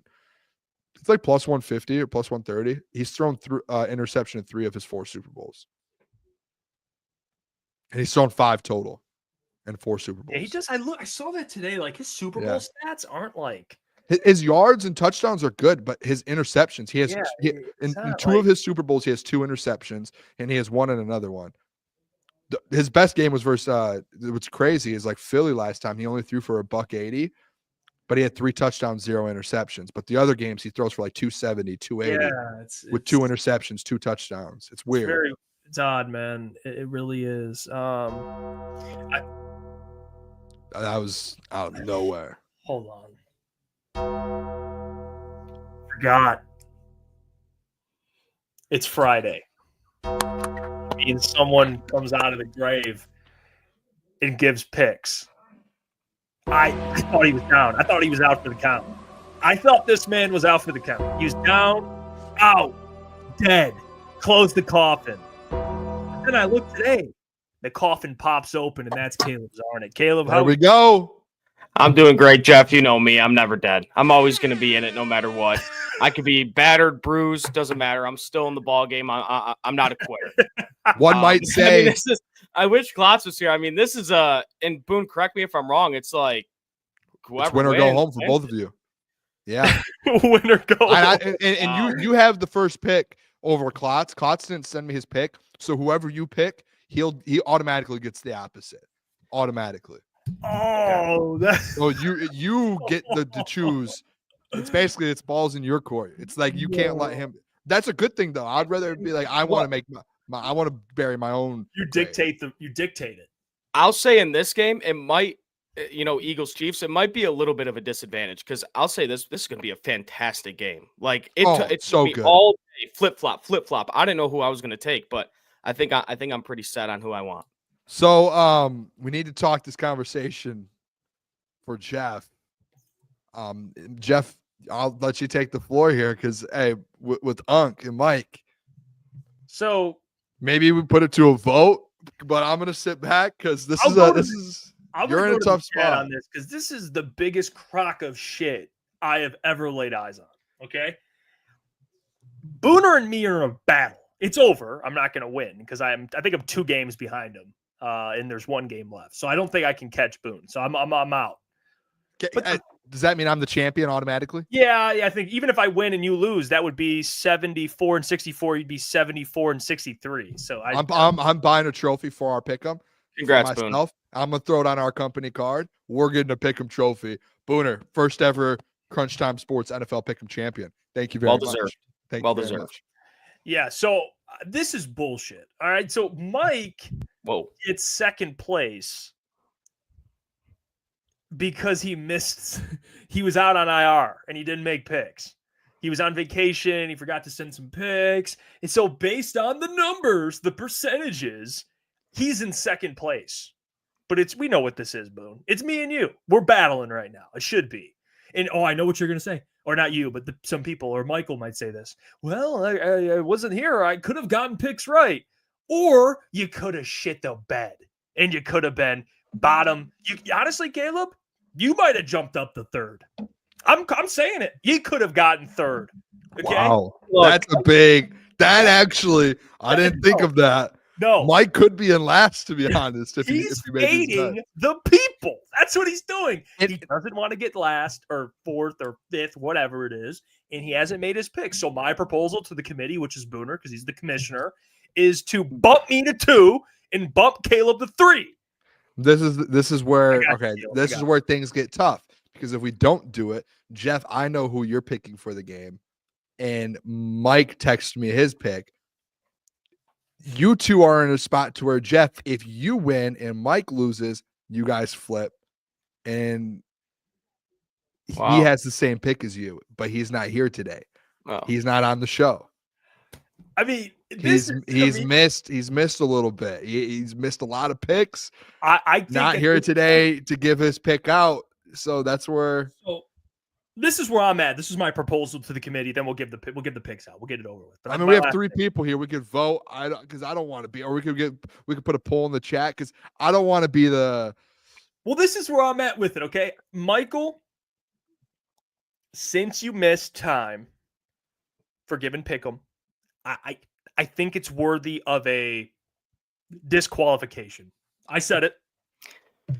Look, that's my. I mean, that's my co-host. I can't. I don't know. I can't. There is I don't know what I'm integrity in supposed this to do game, here. though. There is integrity in this game. It's integrity. It's the love of the game. Like there's things. I will say this too. for the love In of the award shows and the NBA just made the new rule, and when you look at stats, you have to play in a certain Yes. percentage of games. Yep. I mean, we could say, like, what do we want to make that percentage? 85, 90%. I don't know. That's where we get into a. But I mean, Boone, this is a tough decision for you as the commissioner. No, I mean, this is I already know what I'm gonna do. Like, I already have a plan here, and I'm gonna give it to the people. Listen, we are not a dictatorship here on the Pick'em show. This is I don't know much about politics. This All is right. bullshit. This is. I should be in second place. All right, I got it all out. I'm done now. I feel better. I just Are you want. putting this to a vote, Boone, to the chat? It's going to the chat. I want the commissioner to make a decision. No. No. As the commissioner, just like you're the the president of commissioner. the United States, just like any other major, this is not a dictatorship. This is a we are a show, and my committee, as a commissioner, I am a commissioner of the people. Okay, I'm not a commissioner that makes decisions. You know what? And you know what? I know what would happen if I made the decision, said disqualified. You guys would be like, Booner's a dictator. Well, okay, Boone. Let's say. I feel like this is a really got a good point. commissioner move right This now. is- This is the it- best commissioner move that could have been made. Because normal Booner, I would be like, gone, disqualified. It Or- is, but Boone, hypothetically, if this was a dictatorship, it's not because you're a great Yeah. commissioner and you want the people to have a voice. But hypothetical scenario, this is a dictatorship. What would be your decision? This is not Disqualified. okay. Sure, but I you're not. think This is you not a have to- dictatorship. you have to This is be- not a you have dictatorship. You have to participate. It's again, it's like winning the NBA MVP. All of that. It's like you have to play in a certain amount of games to be involved, right? Like or to be on the ballot. So, I mean, but again, this is a dictatorship. I love Unk. Unk knows that. no, it's not a personal thing. It's the competitor in me, Mike. Okay. I mean, look at the people right now. This is even. I mean, This is great. Oh my god, this is crazy. This is crazy. I mean, this is unreal. What time is it? We'll give it. And honestly, we could do our pick 'em and let the people just do it, and we can make our picks. All right, we'll make a decision at the end. All right, All right. so the pick 'em for today, it's one game. You know how this goes. I would like to go last as the commissioner. Nothing matters to me. I'm already won can the go last. league, so I'm gonna let you guys do your thing, and then I'll go last because I've already won the league. So What's the spread? 1.5 Chiefs. The Chiefs are getting 1.5. we could just go pick them and just say pick a winner. We could do that for this because it might by Sunday it might turn into No, yeah, no. You know what, Commissioner? That's a good idea because somebody can get fucked on the 1 point. Yeah, well, no, what happens is like whatever the way the money ends up going by Sunday, it ends up like at one point today, I know on FanDuel, or no, on ESPN Bet, I think one of the things it was a pick'em, like it turned into a pick'em. It's been back and forth from 1.5 to a pick'em. Okay, you know what? We'll just It's been going back and forth, back and forth, back and forth. We can just do pick. We can just do a pick. That's fine if you don't want to do the spread. So just do money lines straight up. If it's spread or money line, I'm going with the Kansas City Chiefs. I think the Kansas City Chiefs win this Super Bowl. I think this game's going to come down to I think it'll be close. Fourth quarter, 5 minutes to go, tied game. I'm taking Mahomes in that scenario every single time. So then it gets closer, 2 minutes to go. Maybe it's still a tied game, or maybe the Chiefs I'm still taking Mahomes. So based on how I think the game's going to go, I'm going with the better quarterback and the better head coach. So get in who's been here before. Not just that, because the Eagles have, but have gotten it done. And there's something about losing to a team already, the psyche. All right, give me the Chiefs. Yeah, I mean, all week I didn't know who to take. Honestly, I was asking my little brother. He's 8. I was asking him who he thought he was going to win. I was asking him for advice. What did he say? One way, he told me Philly, and he knows ball. You know what I told him, Jeff? I told him you're dead wrong. I told him you're dead wrong. Look, and I'm not. I don't think Kansas City's the better team. I think Philly is loaded, but this really came down to a couple things. A lot of it emotional. I don't want to see CJ Gardner-Johnson win a Super Bowl. That guy's a clown. I do not want to see him win a Super Bowl. That would make me so angry.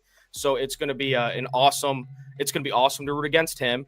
And I think, the ref thing with Mahomes and everything, I think that stuff is real to an extent. And I don't want to be on the other side of that. So I'm going to go with the Chiefs here. I'm going to go with the best quarterback in the world, a player that's done it 4 times already, twice in a row. And I think they three-peat. So, but again, it's like this Eagles team is so good. I wouldn't be surprised if they went out and won, but I don't know. 2 rookies in the secondary against Mahomes. No, don't do it. That's Hey, we're staying on business. All right.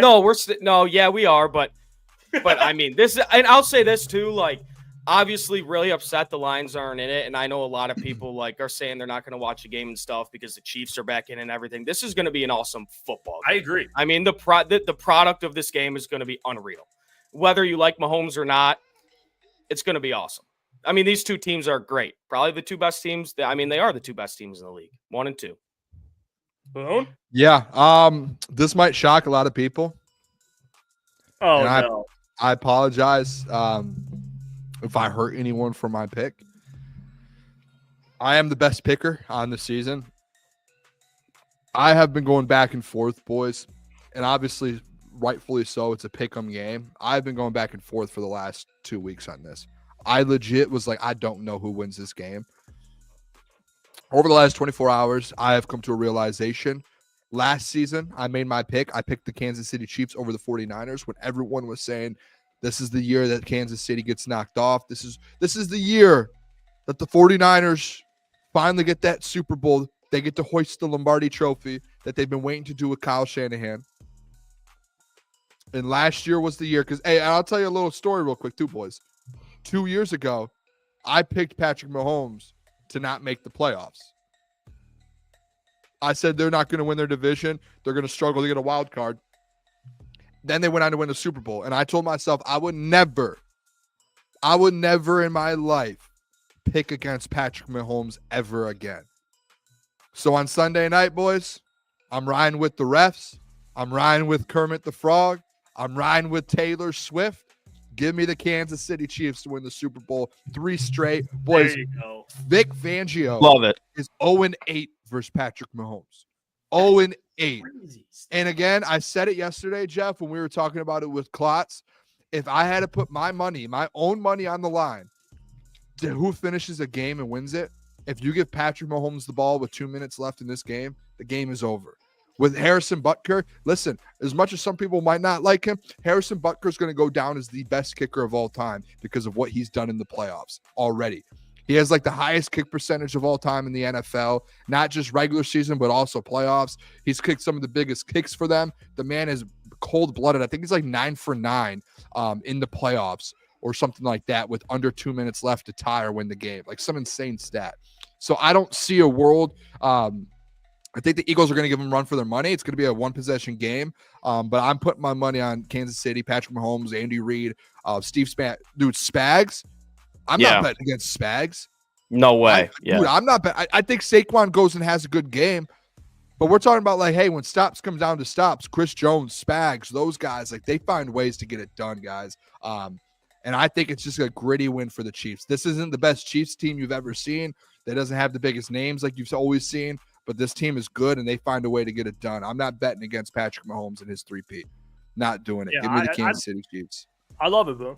It's a good. It's hard not. I mean, I'm at the point. Mahomes is at that point where it's like you just can't bet against him. You know what I mean? Yeah, and if you bet against him and you lose, it's like, all right, whatever. Like, cool. Like, that's where I'm genuinely at that point. Like, I'm not going to be mad. I'm going to put an hopefully I could put a little bit on the game here, and I'm not going to be mad if I lose because of that. Like, I just won't. Yeah, I mean, I every time I bet against Patrick Mahomes, I was so frustrated with myself. Yeah. He's not good against the spread during the regular season. Really hasn't been in his whole career, at least like the past 3 seasons. But like in the playoffs, like how could you bet against him? Like Trey Wingo said, he's like, you're basically burning money. And until he, like, dude, if again 2 years ago, I had them thing where I was like, I think they're a wild card team or they just missed the playoffs and they won a Super Bowl. And I was like, I promised myself, and I think that's what came down to it. I was gonna go Eagles, boys. I was looking through Amazon to go buy an Eagles costume to hop on the stream on Sunday wearing an Eagles costume. No. And then I stopped myself and I go, Booner, you promised yourself you would never bet against Patrick Mahomes again. Don't do it. Don't do it. I think after this one, you're going to start seeing him turn the corner for the greatest player of all time. And Tom is dude, I love Tom Brady, but like with Patrick Mahomes, if he wins this, a 3-peat, it's a tough conversation because Patrick Mahomes did beat him. He did. The problem that you're going to run into, it's like, even if they get 7-7 each, like you could say skill wise, Patrick's better, but like they played each other. And it wasn't like Patrick was like young or a rookie. Like he was playing at his highest level. He already had won a Super Bowl. And Tom Brady beat him straight up in a Super Bowl. That game was tough, though. I mean, the Chiefs didn't have half their O-line. But like, either way. I see what you're saying. I mean, Brady just beat him. Yeah, and in the playoffs, he's beat him another time, too. So it's like he's 2-0. So it's just like I think that always will hang over his head. So now it's always going to be a thing. It's going to end up just being like the Jordan-LeBron argument. And there's never going to be a conclusion unless Mahomes gets like 8 or 9. But I don't see that happen. That's a lot, dude. That'd be insane. By the way, we have the final results. And I just want to say very humbly, how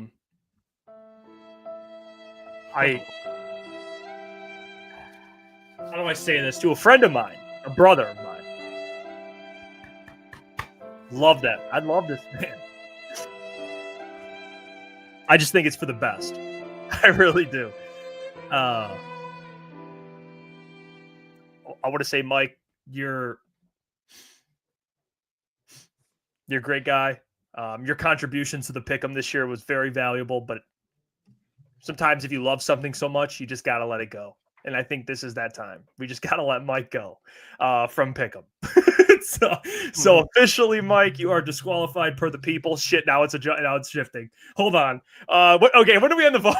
I mean, when do we end the vote? Is it when the show? Is it 10 o'clock? You've announced it already. I don't know. I mean, we can end it when the show ends. Imagine it gets to 50. Let's just get a bunch of RIP Mikes in the chat. RIP Mike.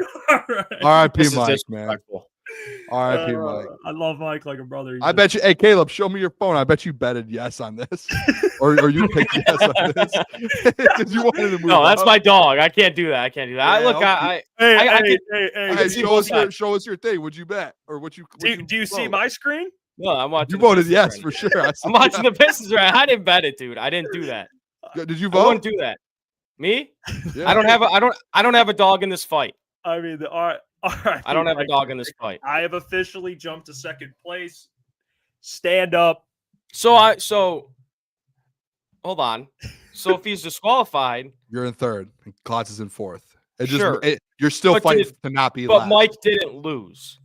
No, he's just disqualified from the. Okay, the so it's still me for spot. It's ineligible. He's He's going to be at the bottom in gray. Like, you know how it turns gray and it's going to be an asterisk and be like, and then you look at the asterisk and be like, did not play enough games to win the award. Yeah. Hey, Get rules are ready to rules. learn Chinese. That's what I'd say to Mike. Appreciate it. Stuff. I feel bad. I do. I love Unc, man. I love Well, Mike. I I hope love he it. watches. I hope he's watching right now. What time's the game, by the way? Just so we know when we're going to be live, so we can tell the people. I think it's 6:30. 6:30. 6:30. Let's say we go live at 6:15. Get some people Yeah, in there. we'll be live for the game watch 6:15. party. So be there on Sunday. Appreciate you all. Hey, follow all of us on Twitter. Links are in the channel description as well. Appreciate the support. And we will be live on Sunday. But until then, from Booner, Jeff, Caleb, we will catch you all. Have a great weekend. Stay safe. And Unc, RIP. And our RIP Mike. Not really, but pick him. Feel better, Klotzy, too. All right. See you guys. Feel better, Klotz.